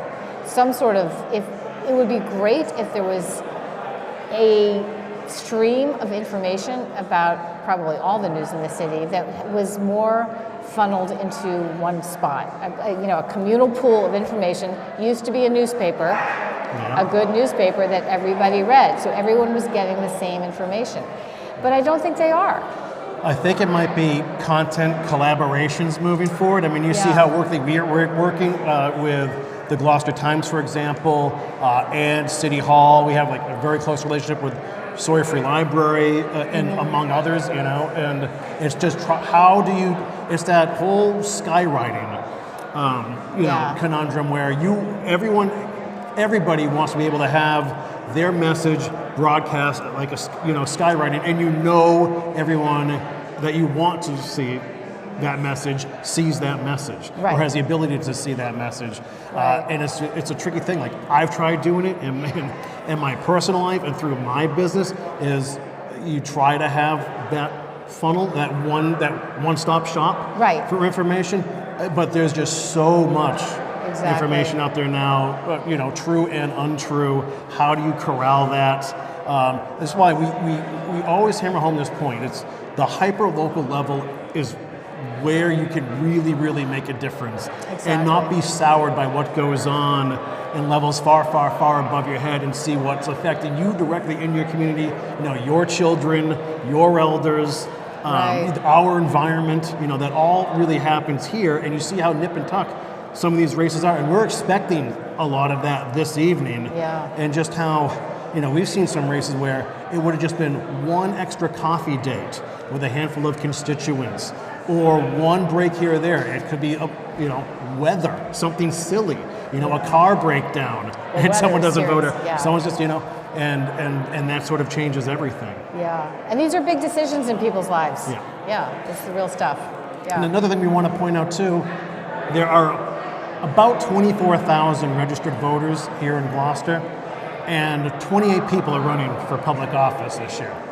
That is 0.12% of the population of just registered voters. It's actually less than 0.1% when you factor in the 30,000 odd plus people who actually live in Gloucester too. So no matter what your thoughts are, like these are largely thankless positions that require a ton of work. I think if more people out there knew how much money these public servants actually get or don't get, it might change your attitude about how these folks are treated, because it's no easy job. No. It takes away from their social lives, their family lives. It's not easy work, and I'm no apologist at all, but I'm just saying, like, this, it ain't easy. No, and especially in this age of social media and misinformation. And the hostility that they have to deal with, and that's a euphemism to say hostility. There's always an angry constituent. Okay, Heather, so we are hearing some shouts from the floor, but we're waiting for the results. Let me check my phone real quick, because I do have some people texting me who may be a little more inside. That's a no. So yeah, I know in 2023, it took about 35 minutes or so after the polls closed, so around 8:35 or so, when we have the results. Now, we don't know if it's going to be a trickle in ward by ward, or one fell swoop, here's everything. But we'll deal with that on the fly. So again, thanks for joining us. It's now the bottom of the hour, 8:30 p.m. here, live from Kairou's Auditorium here at Gloucester City Hall. Corey Cooker alongside Heather Atwood at 1623 Studios brings you wire-to-wire coverage of this year's election campaign. And it is a humdinger right now, because two big names, incumbent Greg Verga and longtime city official Paul Lundberg, are facing off in the big race this evening too. We have two other large names who are departing the council, in Jeff Worthley and Val Gibbon. We spoke to them in our first hour of coverage this evening, which means we'll have two people, at least, right? Two, at least, for at-large councilor positions. Yes, right? Yes, two new people, yeah. Right, yeah, And then, of course, in school committee race, we have 10 candidates running for 6 spots. So we'll see how that plays out around. We have, I believe, is it 3 or 4 new folks running for school committee this year as well. Now, we want to point out that while 6 folks are voted on the school committee, the mayor is also the de facto 7th member of that committee as well. So that could be a new member too. Ex-officio member. I'm sorry, and that could be a new person as well. Right. So yeah, there's a lot to that we're dealing with this evening. We have a lot of balls we're juggling right now as we're waiting. So we kind of keep our eyes on the floor in case City Clerk Grace Poirier emerges. I remember in years past, former City Clerk Joanne Sinos would be hounded. It was like seagulls at Good Harbor Beach when everybody would crowd around her with the printed out results. We're trying to expedite that process this year. But she's hidden away this year, right? She is. She's tucked away in the bowels here of City Hall, working on those results too. You see more and more of the campaign teams and candidates are starting to form here to hang out. I thought I saw Jason Groh walk by. Yeah, we bumped into Jason earlier today. Yeah.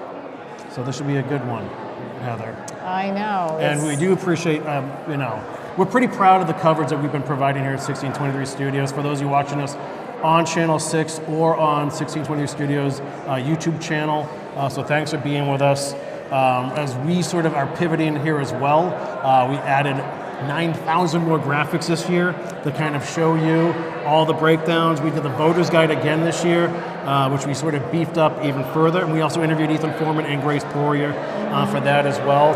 And it's it's always tricky, Heather. Like you and I have to get caught up in these issues the best we can too. We do. It's a lot to keep up with. We spent a lot of time researching things in the past couple of weeks. But we also have to mention the 1623 team that covered most of the forums and debates. Were they forums or debates? That's the one thing I'm not quite sure. They always end up being more like forums than actual debates, but just but night after busy. night after night of coverage, because not only were they serving the Gloucester municipal election season, but they're also dealing with Manchester by the Sea and Rockport and Essex. We serve all four communities. Town meetings, Town meetings, planning board, school committee, school board, you name it. You know? They were very busy in the past couple of months. Yeah. But I keep applauding those forums, saying that I think that that's where a lot of information happened. I'm telling you, I learned a lot about the school committee and the strike from listening to that one forum in the Magnolia Library. It was really interesting. So we are a little past 8:30 p.m. here as we wait for the results for this year's election. This is around the time when we started to get results in 2023. So we're just waiting for the signal there too. And like I said, we have a lot of heavily contested races this year. It seems the last we heard that voter turnout was pretty robust this time around. We'll see. I believe we're going to top the 2023 election rather easily. So we'll see if we can push up near that 1/3 of registered voters participating this time around. So. We talked about this earlier, but I'm going to say it again because maybe this is an indication of turnout, that we were unable to find a guest host, which is why we're having to fill airspace right now. Right. Because everyone in the city was basically committed to a mayoral candidate. So we could not find a neutral person to sit with us and talk about the election, as Paul Lundberg did 2 years ago. That's right. Yeah. And he was key for us throughout the. He was great. So we take our notes after big coverage events like this.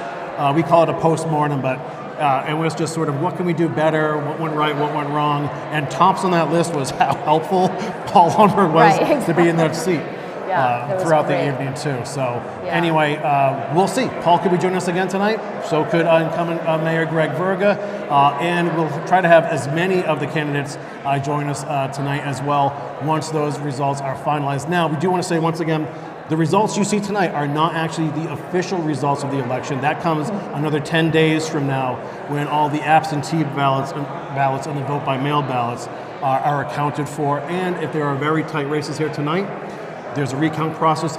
Grace Poirier, the city clerk, explained that to us. She walked us through it for the voter's guide a couple weeks ago.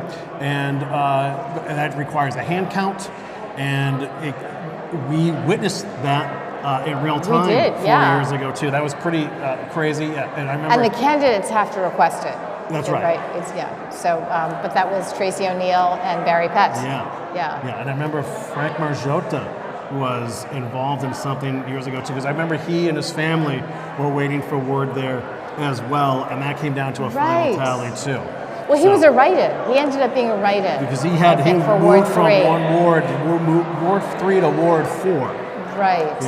Yeah. And then, of course, there's always the votes are, we just got heard word that the votes are almost in now. So I don't know if that means the physical delivery of the votes here or if they're tabulating them downstairs right now. But we're quickly approaching that moment. Yeah.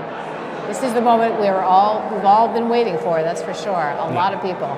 Yeah, and what's funny, folks, is so you see the turnout inside Cairo City Hall auditorium this evening. What happens is you're going to hear a big roar once the numbers are posted, and then almost as quickly as they're posted, people kind of follow out. They file right out. They're going to their after parties, which are dotted throughout the city this evening. Are we going to an after party, Corey? You and I are having our own party this evening. We have our own little tradition. Yeah, right, exactly. when these evenings end too. So we'll be out and about as well. So anyway, that's our deal right now. We just kind of wait this out. Like I said, we have some big races this evening. A lot of question marks, right? the no-brainer. And they could be close. And we are Could be expecting some close. close calls. This is what happened last time around too. Close call in that at-large race between the 4th position and the 5th position, that cutoff spot.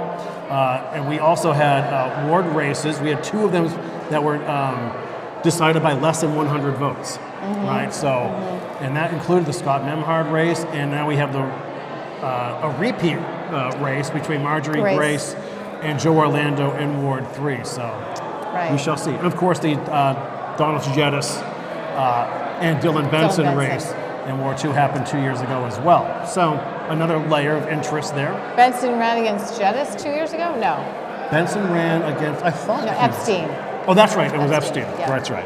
Yeah. So anyway, that's where we're at right now. So we're literally just waiting. I'm supposed to be getting texts from I see someone. Dylan Benson in right Simon. there. There's Dylan. Yep. Yeah, not quite yet, Not quite. folks. Is Grace texting you? No, it would not be Grace. Oh, okay. Even more inside than Grace. Someone between Grace's head and the sheet of paper, right. I believe. So, yeah. And then we also have the giant projector screen set up here at City Hall, as usual. So that's why they'll hear the groans. In another room downstairs is where Grace Poirier is now working on that tabulation, and there are campaign officials with her waiting as well. So we might as well give a tip of the cap to all the poll workers today and volunteers who helped make this thing happen. You'd be so surprised. We've learned so much about the duty of a poll worker, what's going on in these precincts. Right, exactly. You know? Yeah. And just getting them all set up. There's So, Jeff Worthy, there's Sean McQueenie. yeah. One thing it's important for people to know is that these results will be posted on your television screen in the same time that we see them. Yeah. So we're going to be seeing them in real time all together.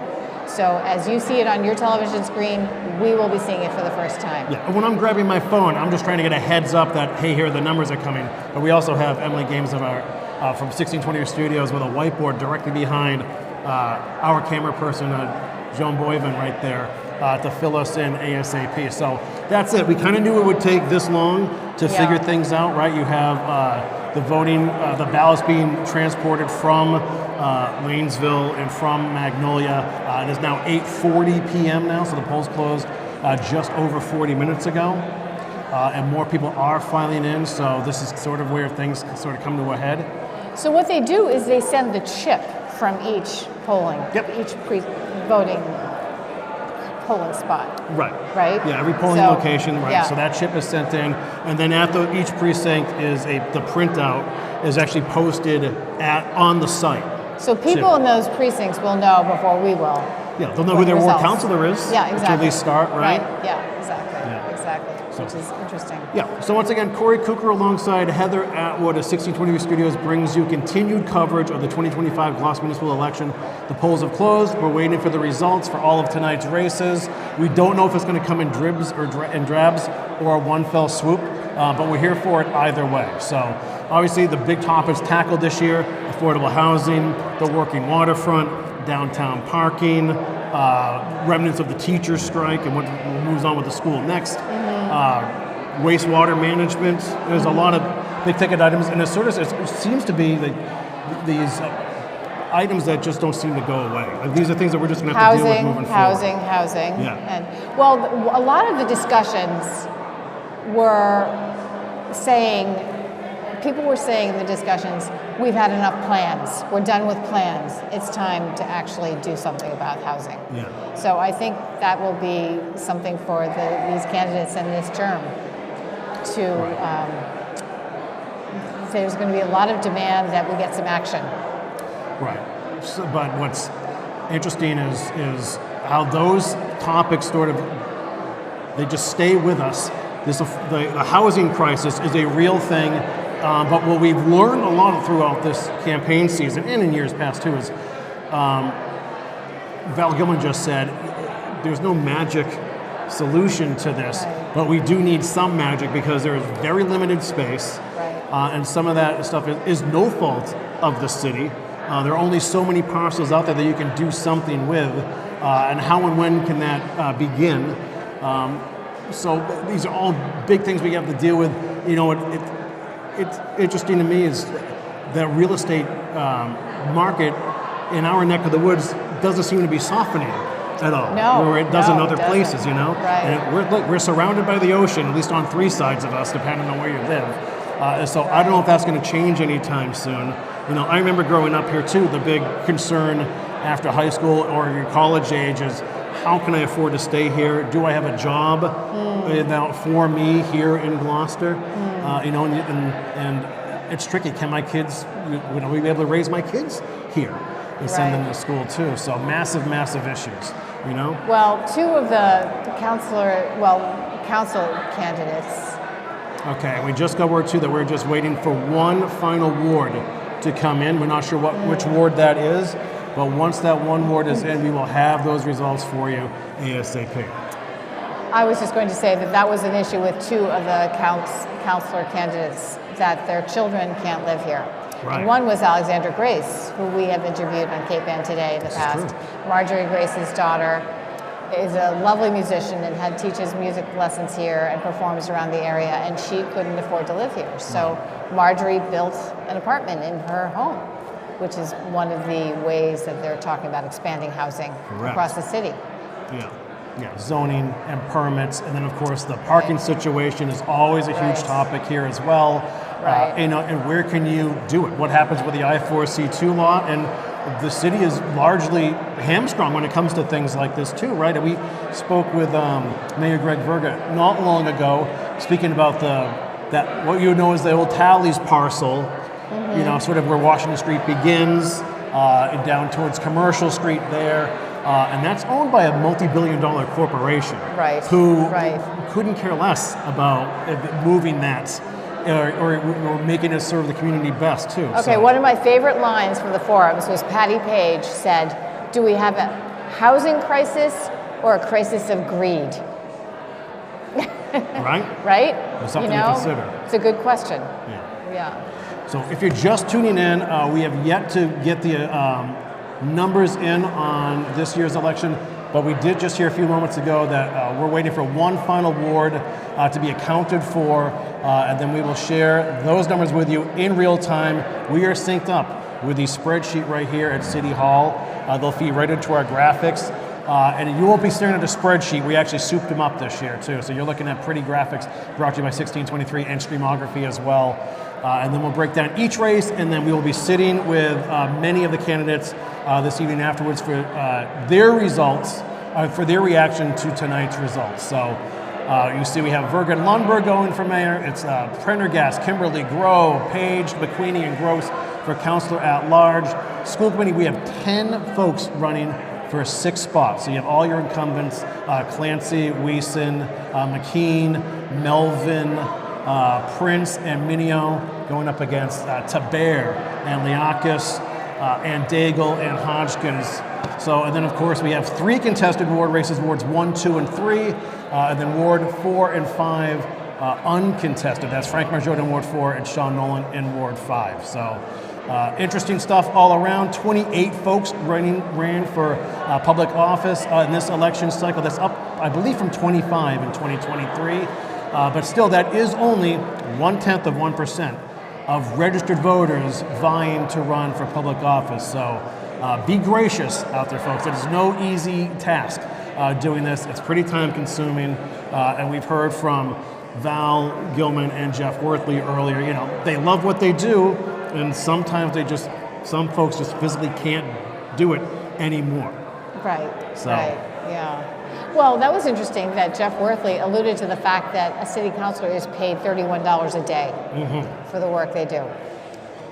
Yikes. I know, right? I think a paper route might pay better. Right. Well, and I think back to the teacher strike last fall, and just thinking about no matter which side of the equation you fell on, just what the school committee was trying to deal with, trying to figure out the contract and dealing with, social media life and a public life where it just becomes that much more magnified. Yeah. And that's how it is these days too. It's like, I hate to say it, Heather, but it's like most people that they don't want to run for this. And these people, No. they choose to run and serve their community. Exactly. So for that, yeah. they should be, applauded.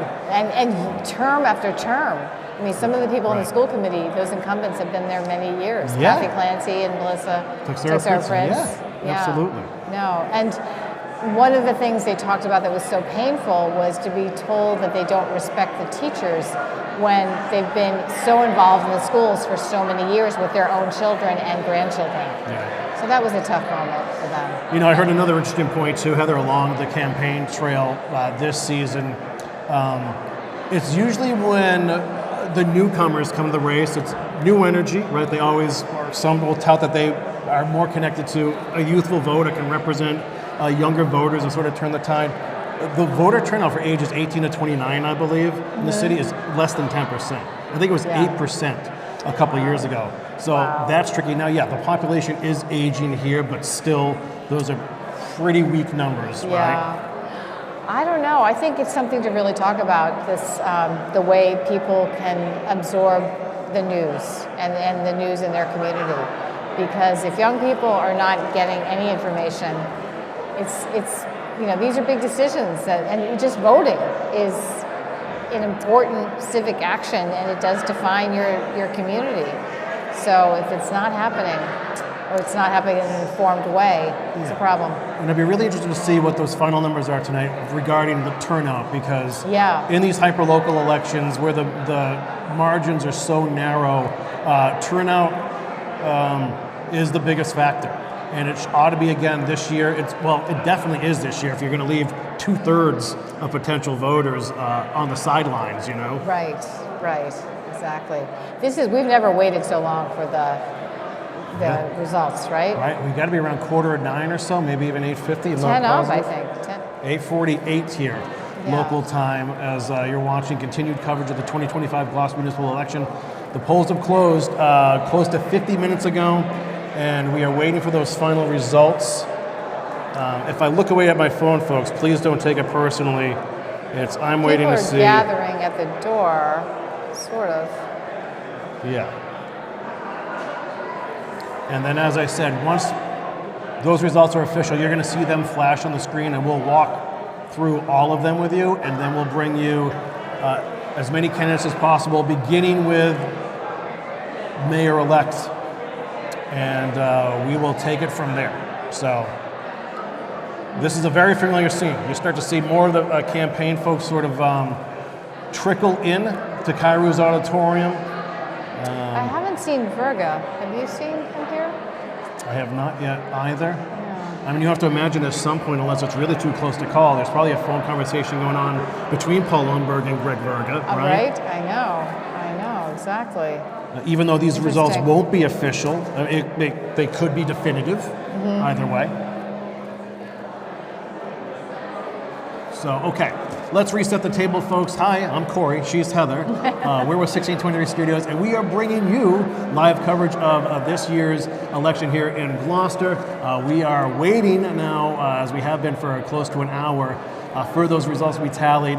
The final ward that they were waiting for has arrived, so we're waiting for the count to be finalized here too, and then we'll get that to you ASAP. I feel like I'm talking on radio when I keep repeating myself every 90 seconds or so. But you know who's having a hard time right now is Ethan Foreman, because his deadline was 8:45. Yeah, for the print edition. Right. Yeah. And he said that for every minute he goes over deadline, the newspaper is charged a lot of money. They lose a lot of money. So this is a problem for the Gloucester Times this evening. It really is, too. Yeah. And Ethan does great work, too. I mean, it's fantastic. For a lot of the process, he's sort of a one-man wrecking crew out there, trying to cover all this. Like we said, 28 candidates, highly contested rate. We had a preliminary contest that was big this year as well. That's normally not the case. Right. Where it's a tight race with big names. And here we are, too, with a lot of those sort of big storylines this year. Outgoing councilors Val Gilman and Jeff Worthley, longtime public servants Greg Verga and Paul Lundberg facing off in that race. How much did that teacher strike last year affect the school committee race this time around, with 4 newcomers joining the race against the 6 incumbents?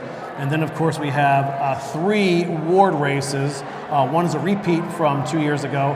That is in Ward 3 between Joe Orlando and Marjorie Grace. Of course, you have Scott Memhard and Tracy O'Neill in Ward 1, and Donald Geddes and Dylan Benson in Ward 2. We keep hearing for a rise in the volume on the floor to see if we have results. Not yet. You know, Wow. not only did Ethan Foreman have to absorb, as we did too, all the information about these candidates. Oh, Okay. results. Now we hear the results are about to be shared. So I just wanted to say that he and we also had to manage another election because there was already an election in this process, the preliminary election. all right. So we think they're in. Again, we're anticipating that you will receive the results on your television screen as we receive the results. Yeah, if things Yeah. work like they did in practice. Exactly. You never know. Yeah. So it's that information has to come from the basement of City Hall to this room right now. Yeah. Heather, are you ready for like 20 interviews as soon as we have these results? I would like to talk to some other people, truthfully. Okay, the results are in. In. The results are in, folks. And again, these will be unofficial results for 10 days. But here we go. Here we go. And there you go. Paul Lundberg There has we go. defeated Greg Verga, the incumbent for mayor, 57% to 42%. We won't round those quite yet. Yeah. But there you go. And you see 4,719 votes for Lundberg to just under 3,500 votes for Verga. So once again, challenger Paul Lundberg will be the new mayor. He's going to be joining us shortly. Are there other results to share first here, guys? He's headed our way. We will. Yeah, we can hold them aside as we walk through the other results. Too. So there you have it, folks. So, wow. Yeah, that's a big divide. All right. And now for Councilor at Large. Newcomers Hannah Kimberly and Patty Page are in, as are incumbents Jason Groh and Tony Gross. And McQueenie and Prendergast do not make it this time around. So there you have it. So Tony Gross, who I believe was the top vote getter 2 years ago for at large, and Jason Groh are back in, joined by Hannah Kimberly and Patty Page. It's nice to see two women on the council, Right. as All Val right. had said. Okay, let's move on to the next race, folks. I don't know if you want to let's do school committee. Unless they just, you know what, this is where we're actually populating these graphics with check marks right now. So whenever you guys are ready to share the next result, we're ready for you. Okay, school committee. Incumbents Kathleen Clancy and Laura Wason and Bill Melvin Jr. are in. Incumbent Jeremy McKean did not make it, nor did Naz Taber. So Clancy Wason, okay. And newcomer Andrea Liakis and Heather Daigle are in. Melissa Texera Prince, longtime school committee member, is also in. Keith Minio, an incumbent, is out. So is newcomer Brianna Hodgkins. All right, and we will cycle back to these again too. So here is by ward. So you see Lundberg here in Ward 1. And these are strong turnouts. I can tell you from knowing those numbers Very from strong. last year. Yeah. Lundberg, both precincts in Ward 2 Every as ward. well. Okay, so we are back. Hey guys, do we want to show the ward races, those results really quickly for those waiting at home? And then we'll be joined by Mayor-elect Paul Lundberg in just a moment. Okay, so Ward 1 results. Scott Memhard over Tracy O'Neill, nearly 2-1. So the incumbent Scott Memhard is your winner. Congratulations to Scott. Okay, Ward 2, Marjorie Grace, 2-1 over Joe Orlando. Congratulations to Marjorie. We have that. We need Ward 2. Unless that is not quite in yet. There we go. There we go. Dylan Benson is a repeat winner for Ward 2 over Donald Geddes. 3-1 in those votes as well. So, okay, we have that covered. Of course, If we give a little bit of sunlight to Frank Marjota in Ward 4 and then Sean Nolan in Ward 5, what do you know? Congratulations, Frankie. So there you go there. Yeah. The pressure's on Nolan now, 100%. Well, there you go, Sean. Congratulations. Excellent. So, Yeah. all right, back to the desk here, folks. Heather and I are joined by Mayor-elect Paul Lundberg to get your instant reaction to these results. Congratulations. How are you, Paul? Congratulations. All right. So there's that.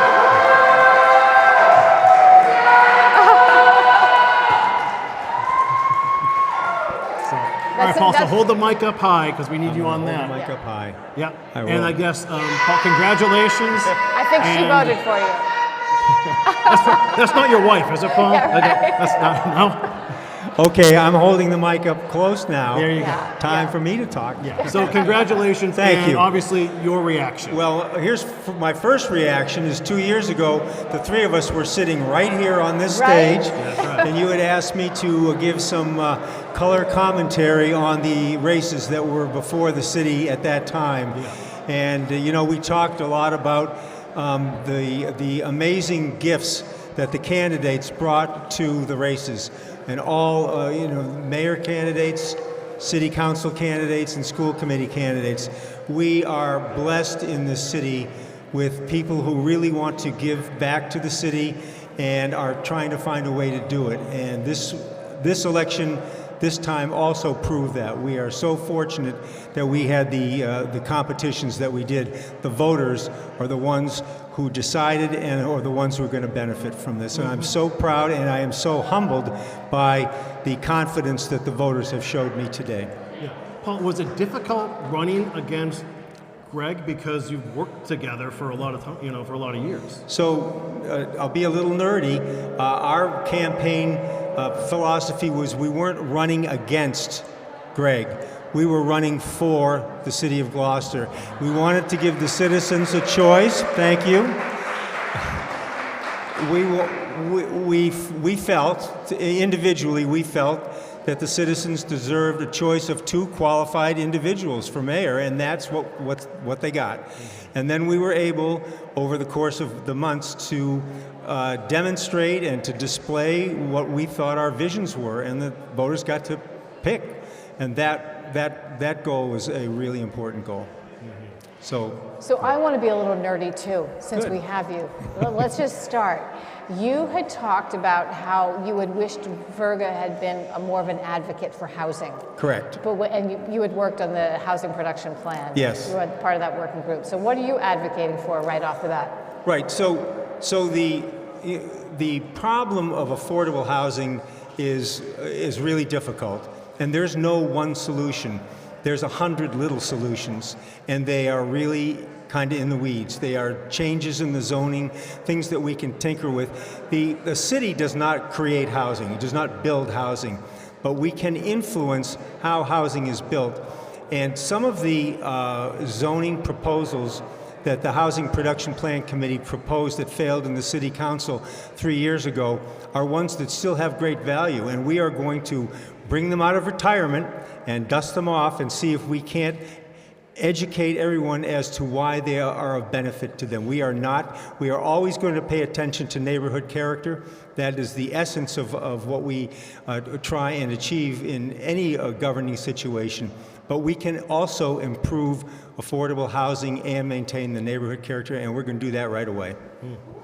So, Paul, as you saw the election campaign unfold this summer, the preliminary results, you had very strong preliminary results, Yes. too. So, what do you attest that to? And how did that inform what you did in the next 5 to 6 weeks? Yeah.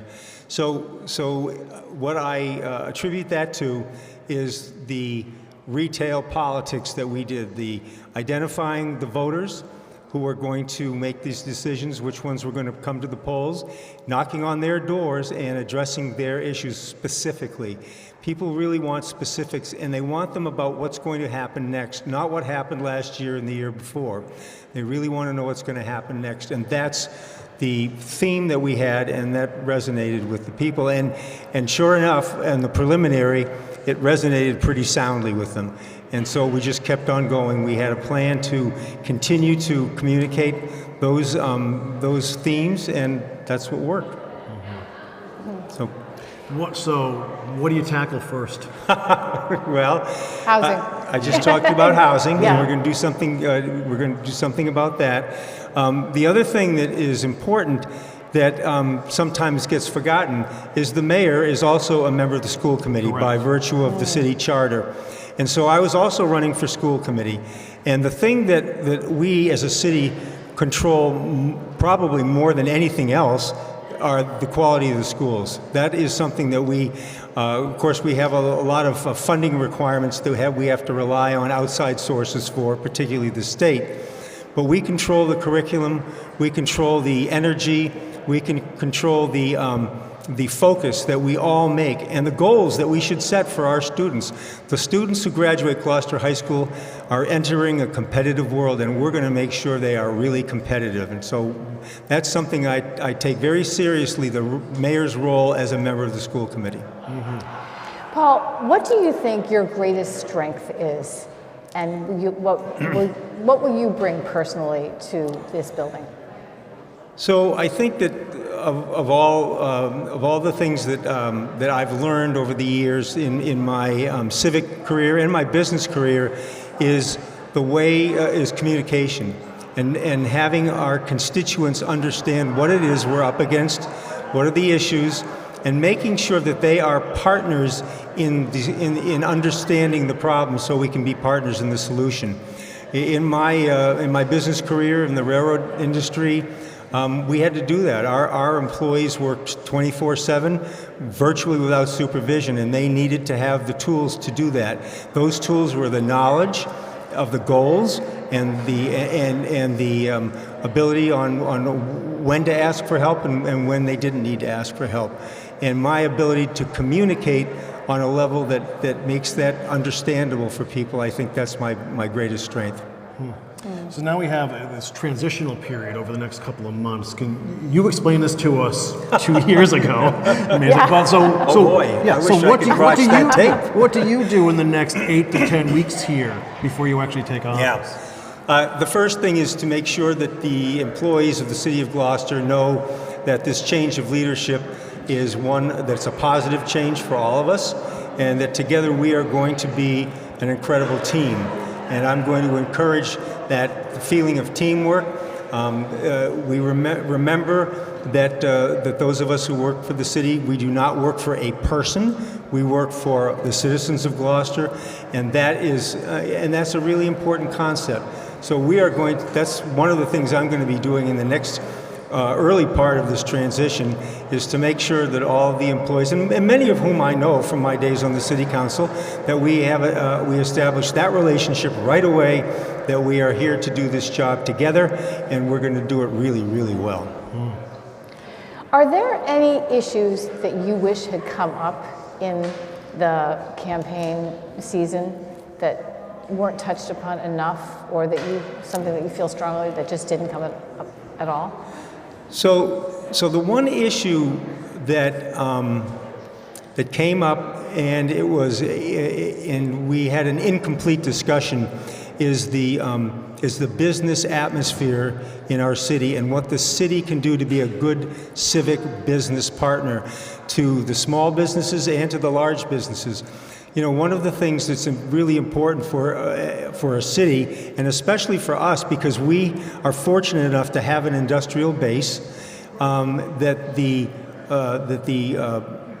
share of the tax burden can be shared more with the businesses than when just the residences, and the businesses have to be successful to do that. So what can we do to make those businesses successful? What can the city do to be a good civic business partner? And that is something that came up many times, and we never really had a proper way to get to the bottom of what the solutions would be. And I believe there are solutions, and I believe that we can really find a way to make, for instance, Main Street, as opposed to being a collection of 30 or 40 individual businesses, can be a cohesive destination for people who want to visit our city. And that's a marketing thing, but it's also an economic energy thing, and I think that the city can play a role in that. So, Paul, I know you mentioned this earlier in your campaign, but why mayor and why now? Why is it so important to you right now? I really believe that we are at a crossroads. The issues of education and housing, if we don't get to solving them, the character of our city is going to change. The population, the diversity of population that we enjoy, we have all kinds of people who live here, that if the housing prices become higher and higher and start becoming out of reach of many of those diverse groups, our community will change, and that change is happening now, and that's why this is the moment. This is the moment that I can give my energies and my skills to that particular problem, and then educate the next generation of leaders, because that's the other thing I intend to do. The younger generation, the people who are thinking about running for city council and thinking about running for mayor and want to join the boards, committees, and commissions, I want to help them figure out that they can do it too, and make that next generation ready to go. Well said. So I guess, Paul, would you like a final word for your team and the voters? Well, the final word is, of course, a big thank you to everyone. My team, my campaign team, and all the people who supported me from the beginning, they also believed in those things I just said. And the voters have responded, and I thank them for their confidence. I discovered that running for mayor is way different than running for my city council days. The relationship between the mayor and the people is a more personal relationship, and one that the people really are relying on that person to do the things that need to be done. And I'm humbled by that, and I'm really excited to be able to have this opportunity. Very interesting. Well, to congratulate you, Paul Lundberg. Thank you so much. Mayor-elect for the city of Gloucester. And thank you guys for doing this, because this is so important. And, as you have evolved your skills and technology over the last few elections, it's gotten even better that you can give the people in Gloucester a view of what's happening here, and this is really great. So I think we're going to have to look for another color commentator in 2027. Yes, you are. Yes, we missed you. We really did miss you this year. I will always do that for you if I'm able. Right. Okay. Well, thanks once again. Congratulations. Thank you. I'm sure we'll see you soon in Atlanta. Okay, you will. Thank you. All right, have a great night. Enjoy. Thank you. All right, Mayor-elect Paul Lundberg here. He is the winner on this year's mayoral race over incumbent Greg Verga. If you want to show those numbers again, team, we can share those with the public once again. And there they are. 57 to 42%, folks. Here's the breakdown by ward. I believe Paul won every precinct on the way. So pretty definitive decision this evening as well. And like we said, there's that strong Ward 4 turnout, Heather, we talked about earlier, right? Yeah. So, all right, we have a carousel of candidates who want to join us. So we'll wave them up. And okay, so we are back. Jason Groh is about to sit with us. Thank you. Right up against the mouth, yeah. Hey, you. Hi, Jason. Good. Wow. How are Doing you, Jason? our best. Doing our best. Yeah. Congratulations. Thank you. Great to see you once again. Yes, I know, right? Yeah. Twice a we day. ran into each other this morning, I actually. heard. I was on my morning walk, or my afternoon walk. So, all right, so Jason, right off the top, I guess, your reaction to the results. As always, surprise. Yeah, I mean, I'm delighted, and it was. I really didn't know how things were going to go this time. Mm-hmm. You know, when you go through a term and you have to make a lot of difficult decisions and you make a lot of people upset with you. You know, this is payback day. No, it's true. So, I'm just grateful. I think it does validate that if you have to make tough decisions and you have to be honest with people and you're straightforward about what's going on and the consequences and all that this is kind of a validation that that's the right course to go with people. Yeah. So. Okay, so this is my big question for you, Jason. Yes, ma'am. You spoke a lot about these children who want to come back and live in Gloucester. Yes. And you are trying to make this city a place where young people can return to yes. and live and work in. Why do those children of yours want to come back so badly? Okay. What is it about this city they love so much that they want to come back? When they were growing up, I'll tell you this for sure. All their friends used to go to Florida and Disneyland and all this stuff like that. And they would come to me and they'd complain. They'd say, Dad, we never go on vacation anywhere. And I would open up the door and I would look like this and I'd say, you live where people vacate. This is it. And I think that, I talked to Matilda, who's living in London. London's a great city. She says, but I really miss Gloucester. I really miss where I am, where I'm from. And, Jemima, we got Maisie for a little while longer, so she's hopefully going to stick around for a few more months. Yeah, okay. But yeah, I think the mission for us when we had kids was to raise them in a place where they could establish roots, have a sense of home, a place to come back to. And we did our part. Now we need to make it so. So what is it that Matilda loves? What do you think it is she loves about this place? And I'm thinking that there are other children like her that are living in London or someplace wonderful, but they just want to come back to Gloucester. What's not to love? I mean, seriously, it's beautiful. We have everything here. Well, it is. I mean, the only thing we don't have is a ski slope, and that's literally it. Yeah. But we don't need to build one of those. We can go up the hill. Right. No, we have everything. We have the ocean. I mean, the ocean is probably the most important part. But the beach, the ocean, the harbor, I mean, my kids grew up in the harbor, literally in the water. Right. We didn't have to bathe them for almost 12 years. So it was all done for us. Yeah. And no, they love being here, and why not? And the people, We always say there's a magnet under the bridge that There draws is. everybody There back is. one way or another. Yeah. I knew that our family had partially been accepted as sort of legitimate people from Gloucester when my girls were asked to row in the same boat races during Fiesta. There we go. And that was there you go. huge. Well, that's community, right? That is And community. yeah, and I figured, that, okay, I will always maybe be an outsider, but they belong. Yeah, right. And that was right. it. That's the answer I wanted, Yeah. that community thing. Community thing. Yeah. It is. That is community. So Jason, there'll be a lot of new faces this year that you'll be working with. I'm just wondering what you hope to accomplish like in the next couple of years here. Like what, I'm not saying, so you don't have to, I'm not asking for world peace. Yeah, right. We are, but like what do you think is attainable? It's about incremental change. It's about these little baby steps we have to take to get to the goal. And there are things that we can work on now in terms of trying to generate some new development or something going on in Railroad Avenue, that area where the Shaws used to be. But I think mostly it's about proving to the community that when we make these changes, they are incremental. They're not going to be broad brush changes that are going to change the scope of the city overnight.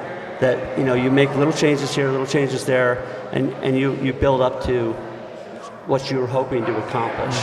So it may take a few years, and it may not be successful till I'm long gone off the council.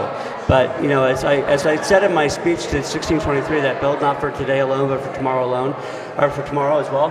That's a challenge. It's not a pithy little saying. It's a challenge to really think about what kind of community are we trying to leave for our kids, and that's all I care about. I'll be lucky if I'm around for another 20 years, right? But they got their whole lives ahead of them, and I don't want them to look back, when they're kicking the dirt over me and saying, he really didn't do what he hoped to do. He let us down, and I'm not going to do that. Are you looking forward to that housing production plan coming back? Oh, so much so. I bet. It's the compass plan now. Yeah, the compass plan. I can't wait. I love plans. So many plans. So many plans. Yeah. So, Jason, is there something you want to say to your supporters? Just that I'm really grateful that they came out. I mean, the numbers were decisively positive. Couldn't beat Tony.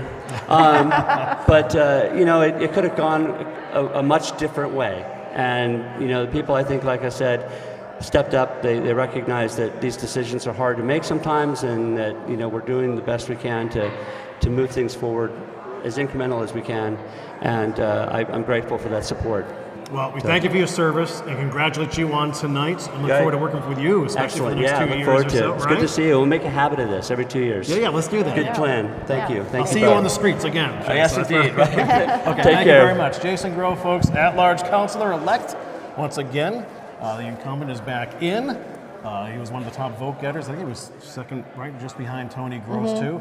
So that is it. Hannah Kimberly, who's we new to the at-large council committee.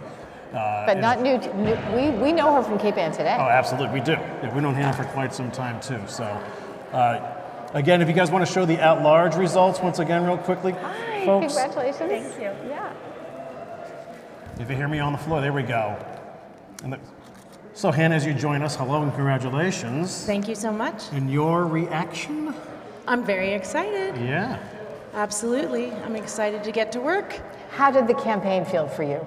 All those forums, all the interviews, how did that The go? forums were great. It was lots of learning, and it was a really, really grassroots campaign.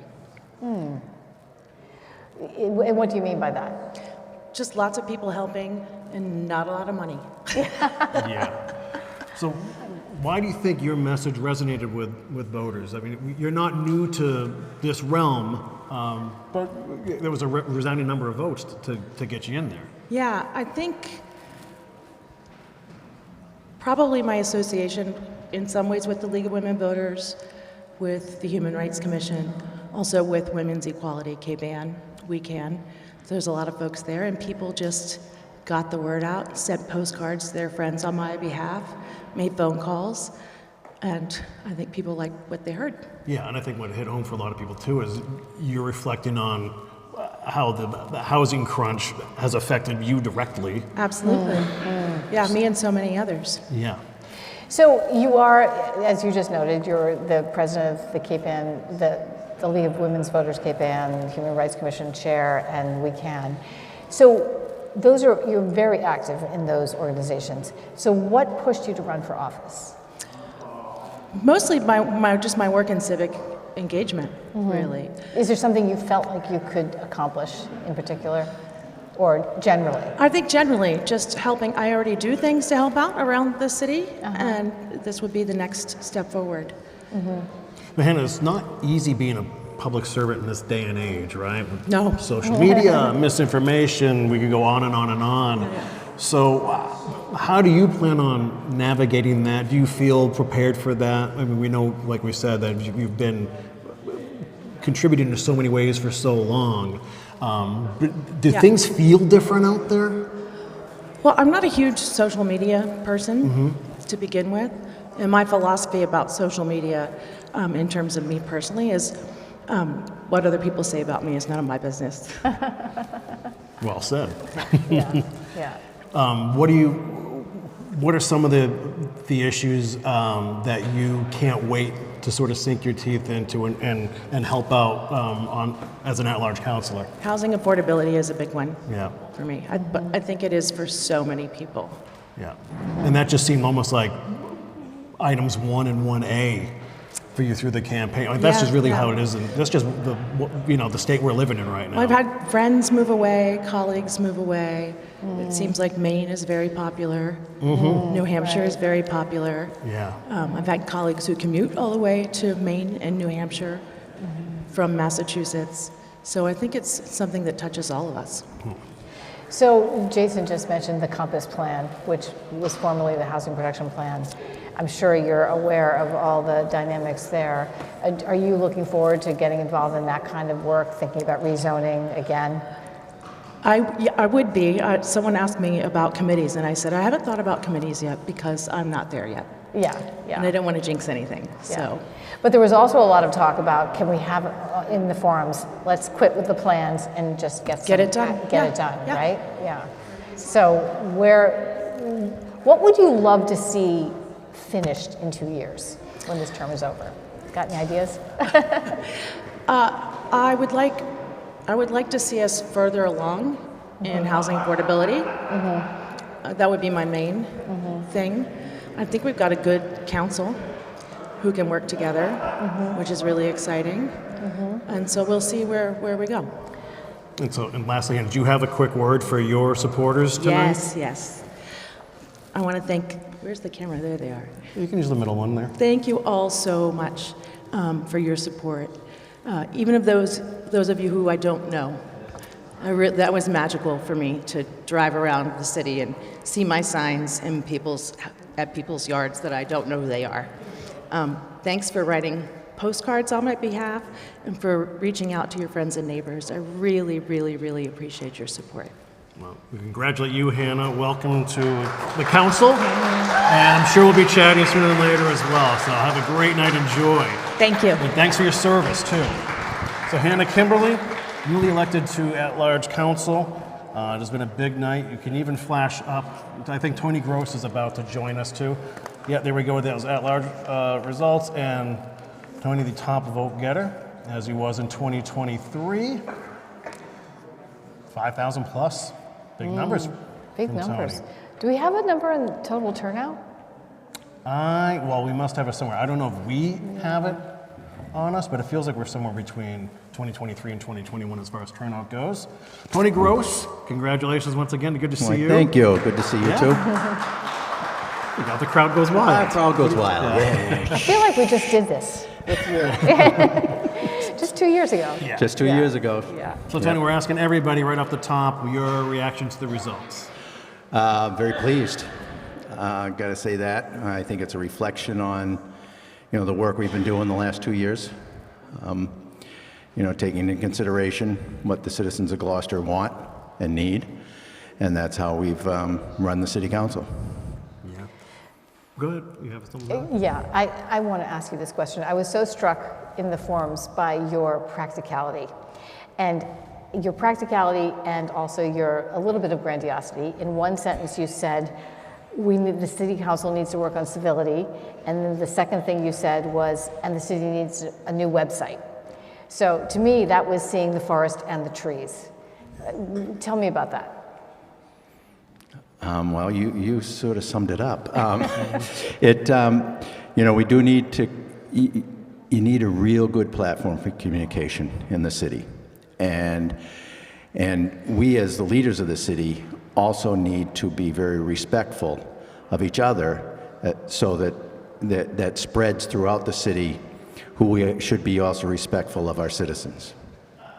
So, both of those are kind of, the communication piece also means that you respect your constituents because you're trying to communicate through the best possible platform. Mm-hmm. So that's, that's those two things. So Tony, and as an incumbent, how do you and Jason help Patty Page and Hannah Kimberly get acclimated to at-large life? Well, a lot of help, and I've helped the other freshman counselors.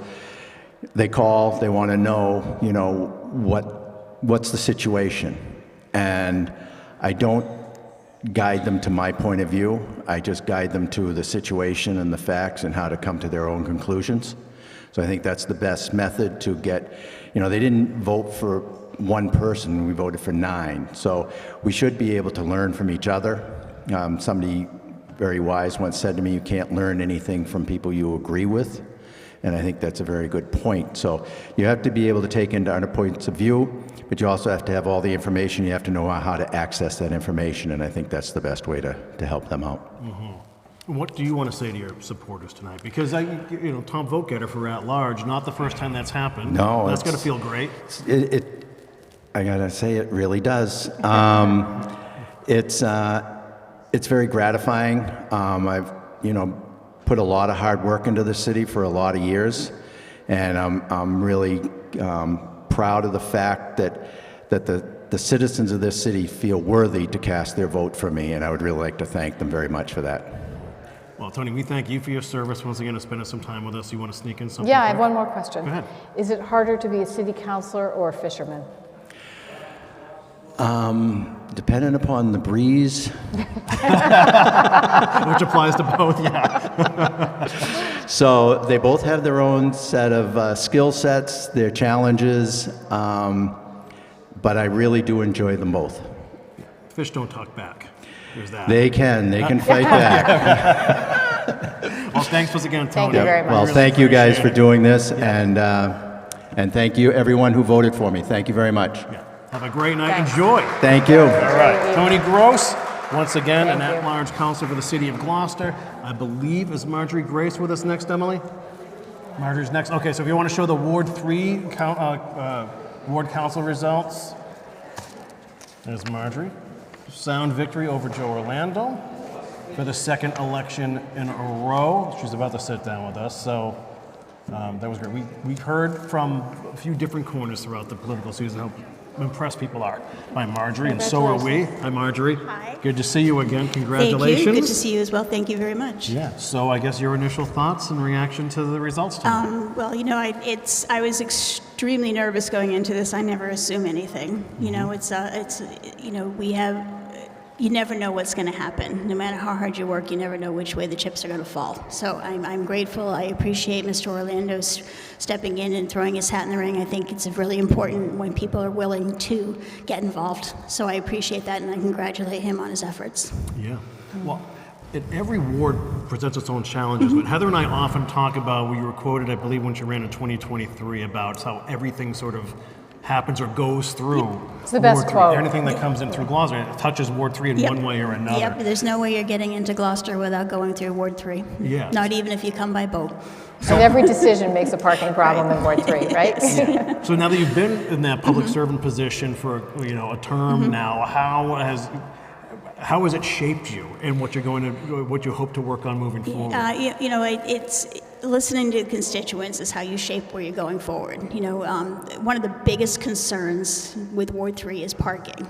You know, and as you just mentioned, every time more comes in, we lose more parking. So, you know, it's really important to me to continue to work on that, to find fair ways that, you know, can alleviate the residents where, you know, in the summertime where, you know, they need a place to park then too, you know.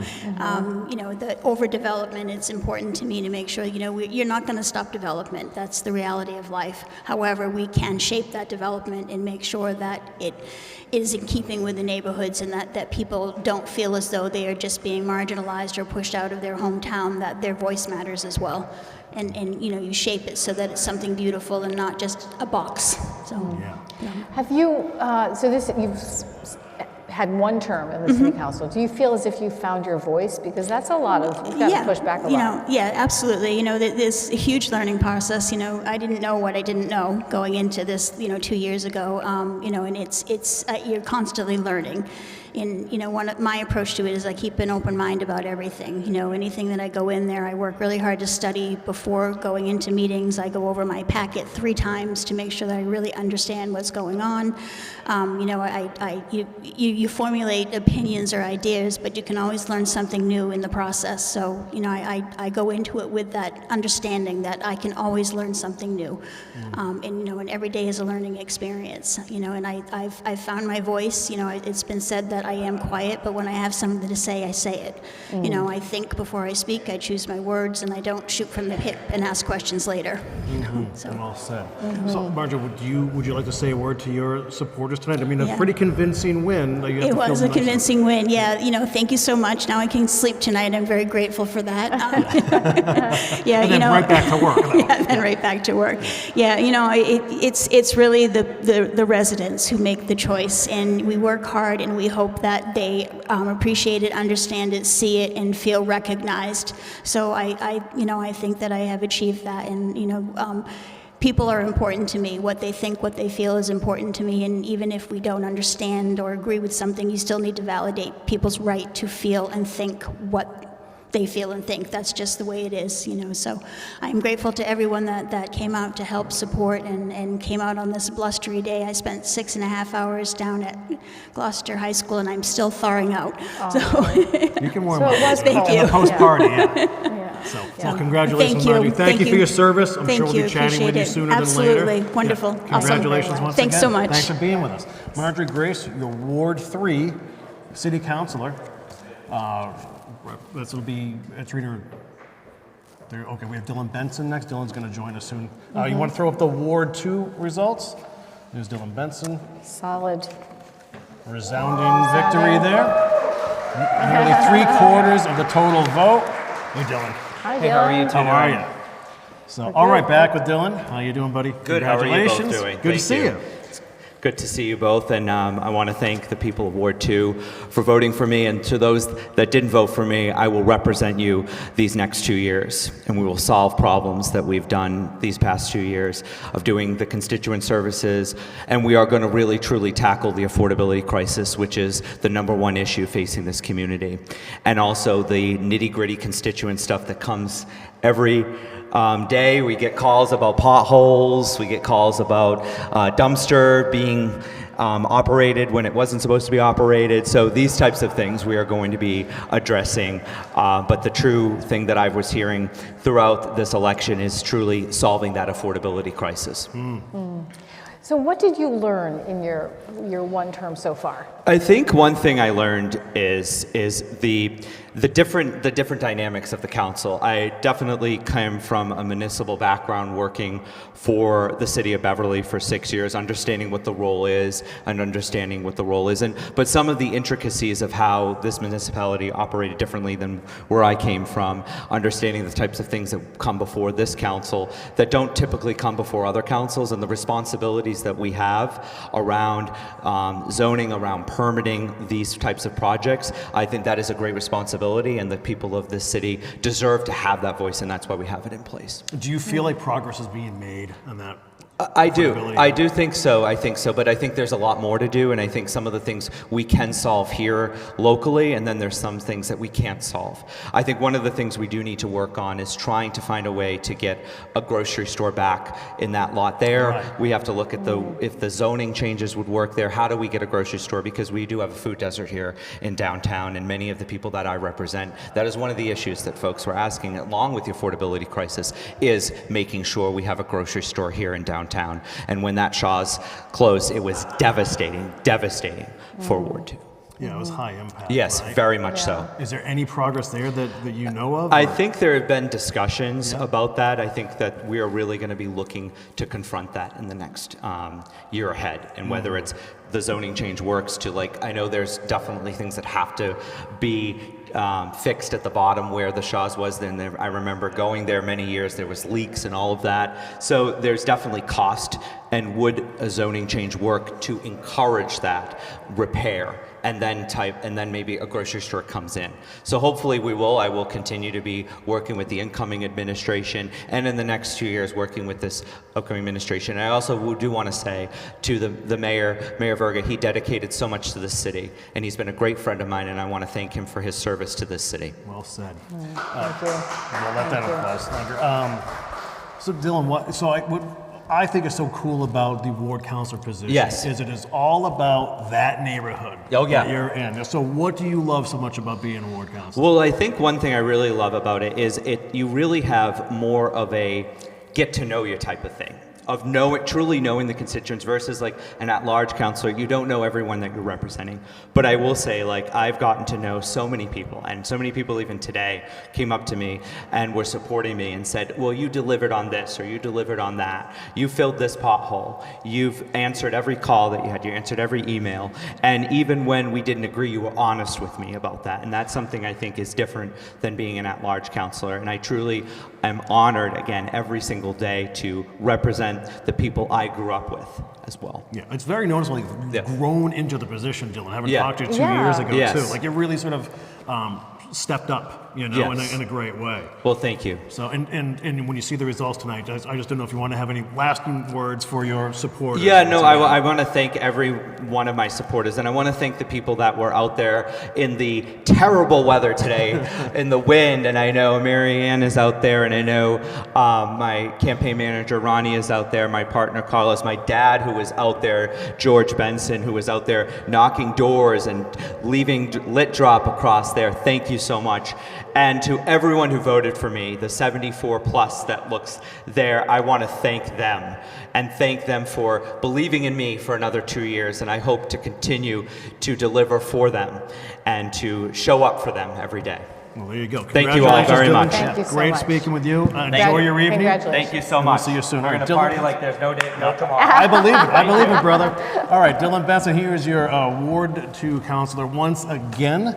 And we are about to be joined by Frank. Now, 74 to 75% is really impressive for what Dylan Benson did. Oh, yeah. But 100% for Ward 4 is a whole other ballgame. Hey, Frank. How'd you do that? It's fantastic. No, really, it's a lot of hard work, and it just doesn't happen overnight. It really started 2 years ago, and really just getting to know the neighborhood and really answering those emails and phone calls from the people. Yeah. It takes a lot of time and effort, but it's something that I'm really happy to do. And to actually see the numbers today, it felt nice because you're a little anxious regardless of whether you're running against someone or not. Sure, and we're teasing, of course, Yes. but Yeah, it does exactly. also say something that no one wanted to run against you. Right. Right? So there must be some satisfaction in your award. Yes, yes, and I will continue to work hard, and hopefully another 2 years from now, have the same opportunity again. Right. I'm not having an appointment, but I'm going to continue working hard and answering those emails and phone calls, and continue to work on having more neighborhood meetings and one-on-ones to really get to know the neighbors, get to know the people, and to move Ward 4 and Gloucester forward. What seems to be the big issues in your ward that folks are dealing with? With the ward councilors, again, you have the no parking issues, you have the potholes, the street lights are out, and then, conserving Dogtown, which is a beautiful area, and, what can we do to improve that to make anything, our neighbors are all safer?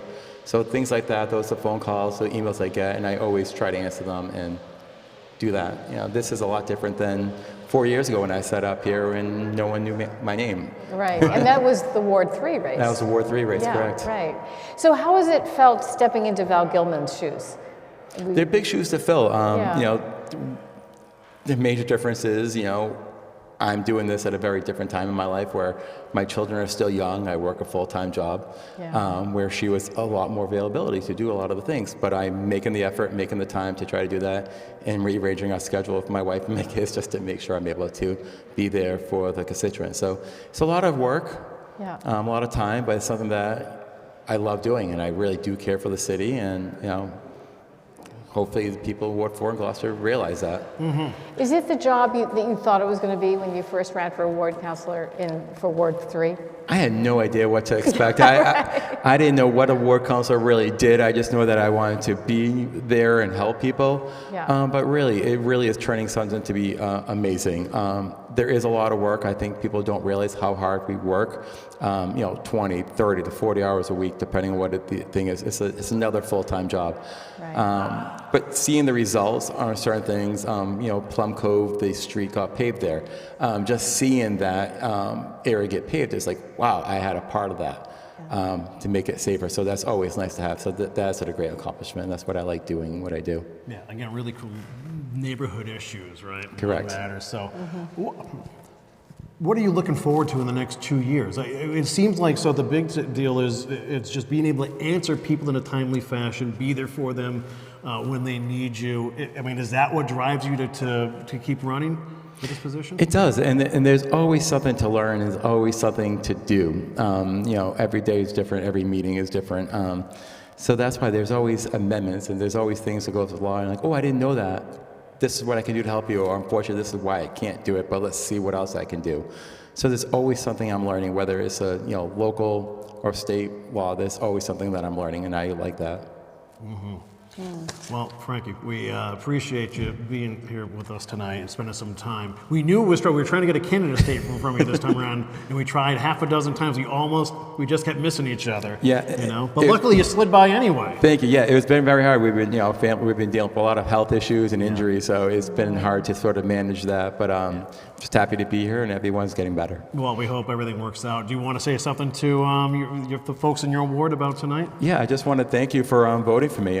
I'm glad the turnout. I was happy to be able to hold signs today for majority of the day out there in the wind. I'm just happy it wasn't raining or that cold. But thank you. I will continue to work hard. I look forward to your support for not this and the next term. So thank you.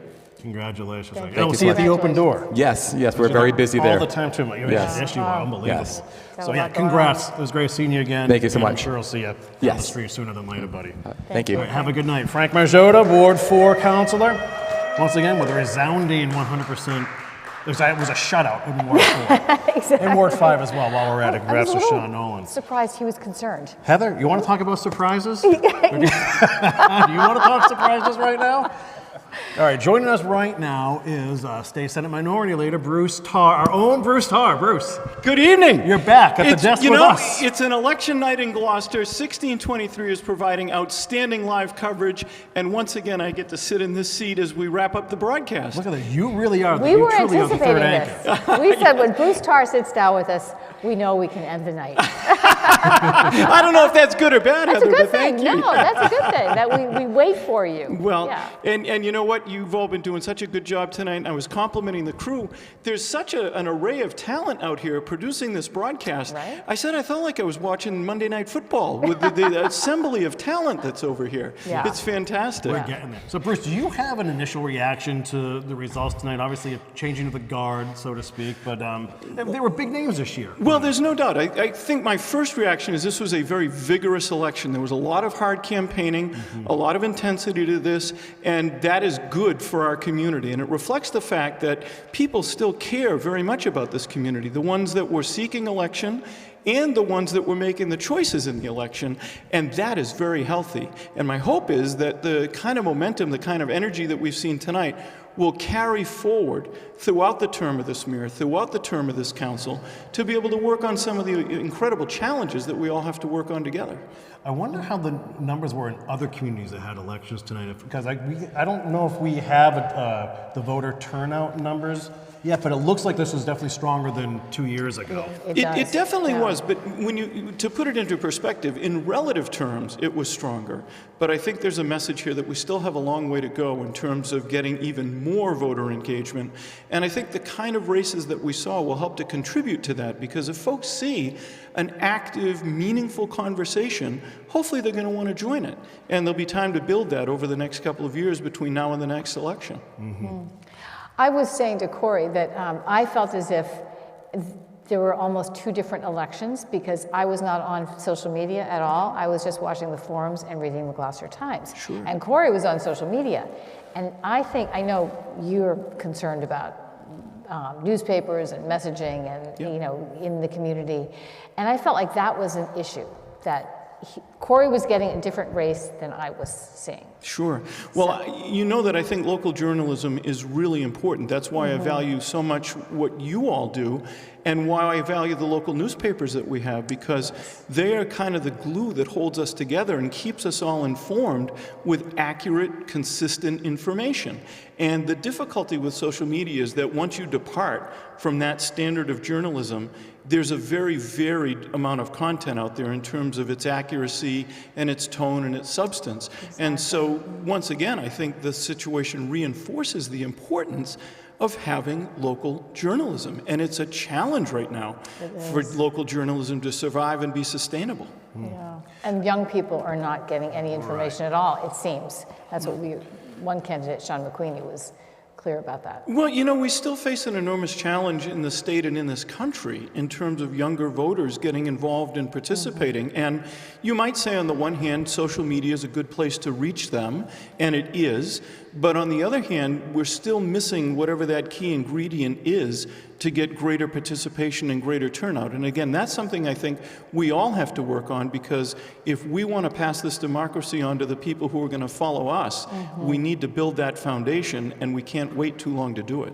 Exactly. So, Bruce, we're actually looking at our screen now. So the numbers were just over 8,200. So it was just under 8,000 2 years ago. So not great overall for those numbers. And I remember when we finally dug deep and saw, I think the turnout for 18 to 29-year-olds was 8% or so 2 years ago. So it's an issue that we just, I don't know if it's an issue of children learning civics at a younger age, or I don't know what's going to get more people to participate, because this stuff is so important. This is the stuff that affects your day-to-day life. Absolutely. And, I will say, Corey, that there's a story coming out of the Harvard University Press very soon about what we did a number of years ago in the Senate and in the House to be able to re-energize civics education in Massachusetts.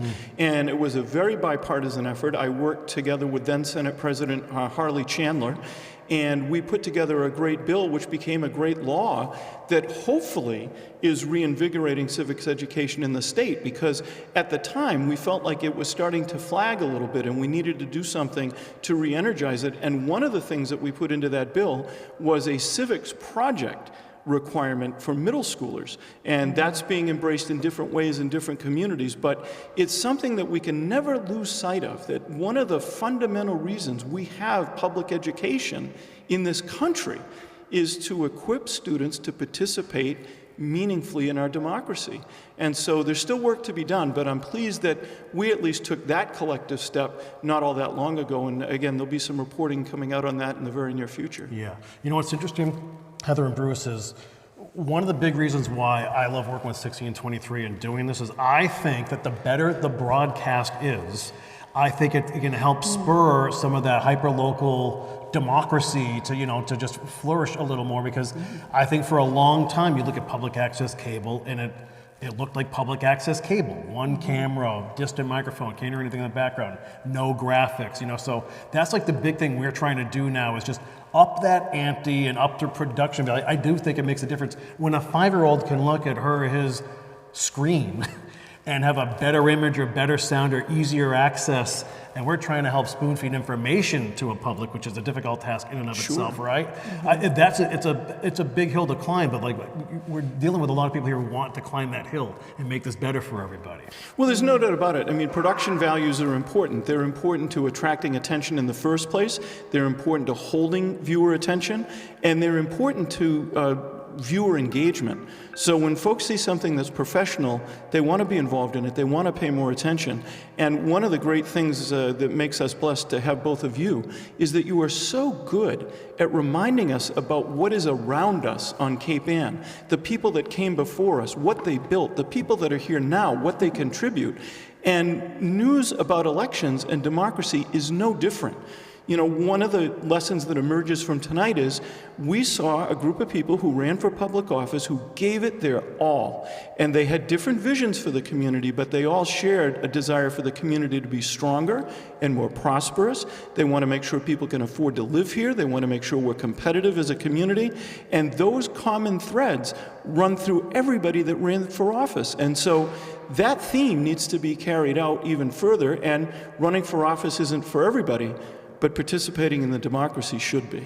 Yeah, we're in an on position too where we relay and don't report, And so to me, we've reiterated this fact tonight that there are about 24,000 registered voters in Gloucester. 28 people ran for public office, right? So less than 1/10% of the city's population, just barely over 1/10% of registered voters who are actually running. So, and it's largely thankless work, right? And it takes you away from your family, your career often. So this isn't easy stuff. And it's trickier in this day and age of social media, AI, misinformation. So how do we address these issues? Well, first of all, how do we thank those who are putting that, taking that first step? It's a big step, and then how do we sort of rejuvenate that fervor for public office or participating? So I would say, first of all, on a night like this, we tend to focus on winners and losers. We tend to look at the numbers and the percentages and who won and who lost, but we ought to be thanking everybody, because everyone that came out and ran made our city better and stronger. And we need to express our appreciation to all of them. And we need to make sure that people understand that because you didn't win an election doesn't mean you didn't make a difference. And that's an important message to get out there. I think also we need to make sure that we continue to work at having a civil environment, because it is an incredible sacrifice for someone to make. A lot of folks think that going to city council or being on the city council means one night a week. And that is not the truth. The fact is, it's many nights a week. It's a lot of meetings with constituents. It's some that are formal and some that are informal. And if you're going to ask people to make that kind of sacrifice, the least you can do is make sure they're treated respectfully and civilly. And I think we all have a role to play in that, because there's too much temptation in social media out there right now for cynicism and negativity and turning disagreements into hatred. And we need to reverse that, and it will take all of us to be able to do it. And all of us can model that in our own lives and in our public service. And I hope that we'll continue to do that, because we need to push back against that atmosphere and that environment that discourages thoughtful, well-meaning people from getting involved. It's really true. Thank you. Yeah. Well, Bruce, do you see Gloucester working its way through these big issues, the affordable housing issue for one, dealing with the working waterfront, just to name two, but those big ones? I do. One of the things that characterizes Gloucester is that we are a city of survivors. And to survive, you have to adapt and overcome. And we do have a lot of challenges. The extent to which we will succeed in meeting them depends on how much teamwork we have, how much collaboration. Doesn't mean that everybody has to agree, but it means everybody has to bring their best game to the table and then put it on the field in a respectful way. And if we can do that, there's no limit to what we can accomplish. But when you think about the big issues that we're facing, we've got a sewage treatment plant that's going to cost at least $200 million. And we have to find a way to finance that and make that happen. There's no turning back now, nor should there be. We have an obligation to the environment. This city depends on the fishing industry and it having a good marine environment. We need to go forward, but we need to make sure that as we build that new plant, number one, we do it in the most effective way possible and get the best treatment we can. But number two, we need to make sure we don't price people out of their homes. And that's going to be an enormous challenge. It isn't just about engineering. It isn't just about whether we can build the plant. We know technically we can, but it's about making sure that building that plant doesn't come at the cost of displacing people from our community. I think we can do that. Second, there's been a lot of discussion about affordable housing. It's one of the biggest issues, not only facing people on Cape Ann and in Gloucester, but all across the state. And really the key is to try to make sure that you have development that is affordable, that fits into the context of the community, and is sustainable. And that, by its very nature, takes a very involved conversation among all of the stakeholders. I think we can get there. We also need to continue to think about diversification for our economic base, because with the costs that we're facing, we can't have ever-increasing property taxes on residences. We need to think about how to diversify the economy and how to build that commercial base. I think we can do that. But all of it starts with having a team and having an atmosphere that allows people to put their best forward without fear of retaliation or counterproductivity. And that's the biggest challenge. Fascinating. Well, Senator Tuck, we thank you for your time once again. It's great having you back at the desk. This feels like home. It to does. us. Right? Exactly. Just like the old days. Yeah, definitely Yeah, so. it is. And again, I want to thank you both. And it's always been good to be on the air with you. And I appreciate very much what you do, whether it be the color of light, again, which reminds us about the amazing people in our midst. Cape Ann Timeline is something that I watch regularly and multiple times of the same show sometimes, just to remember where we came from. Because when you understand the adversity that this community has overcome, the loss that it's overcome, and the innovation that it's produced for the whole world, then it makes you feel a whole lot better about the future. And both of you help us to remember those things. Well, thank you, Bruce. Thank you for noticing. You've been a great friend of That's nice. 1623 Yes. too, so we appreciate it. Now, stay right there. Hey, guys, can we just cycle through the results one more time and we'll sign off here? Why don't we start off with Wards 5 and then 4, and we'll work our way up to Mayor. So one last time, because we want to thank all of those candidates who ran this year. Can we do that, or here we go. So, all right, Sean Nolan, once again, congratulations. 100% no easy task. Until you, of course, meet Frankie Margiotta, Frank Margiotta. who did the same thing in Ward 4. Congratulations, Mr. Margiotta. On to Ward 3. And Marjorie Grace, a repeat win over Joe Orlando. Congratulations to Marjorie. And then Ward 2, Dylan Benson over Donald Jettis. Ward 1, Scott Memhard over Tracy O'Neill. Okay, that's fine. And then on to the school committee here. So newcomers Andrea Liakis and Heather Daigle join Melissa Tex-Frasera, who seems like being on the school committee forever now. I know, yeah. And joining them on the committee, Kathleen Clancy, Laura Wason, and Bill Melvin Jr., 3 incumbents. We lose Jeremy McKean and Keith Minio. And then Councilor at Large, Hannah Kimberly and Patty Page are new. They joined Jason Groh and Tony Gross. And spirited campaigns from Barnaby Prendergast and Sean McQueenie. I don't think we've heard the last from either of them. Mm-mm. And then there you go, folks. The big news tonight, Paul Lundberg defeating Mayor Greg Verga, 57% to 42.5% or so, somewhere in there. There is that. So again, thanks to everybody who participated. There's the breakdown by ward and precinct. Lundberg won all precincts. So, and of course, you see that strong turnout in Ward 4 as well. But overall, those numbers still a little quiet, right? Just over 8,000. But anyway, Another transition of power is about to happen here in City Hall. It's a beautiful thing, right? It Sure is. is. So- It absolutely is. As we watch the government continue to evolve because people care to get involved. That's right. Exactly. Yeah. There you have it. All right, so we want to thank everyone who helped us with tonight's broadcast. Senator Bruce Starr, thank you as always. Heather, great job as usual. too, Corey. I'm sure. Well, we're going to hang out after. Yeah, so we are. If you see us around town, I hope Ethan Foreman isn't around when we're out on the town. Right, exactly. I don't need that in the paper tomorrow. But, okay, we want to thank 1623 Studios and the staff from Streamography for helping putting this together. Everyone here at City Hall, starting with Grace Poirier, of course. It was a huge help for the Voters Guide. Ethan Foreman, Val Gilman, Jeff Worthley, thanks for your service as well. Okay, that's it. That puts a bow on it. Thanks for watching live coverage of the 2025 Gloucester Municipal Election. For Heather Abwood, I'm Corey Kukru. Have a great night, and we will see you soon. Well done. Hey, thank you.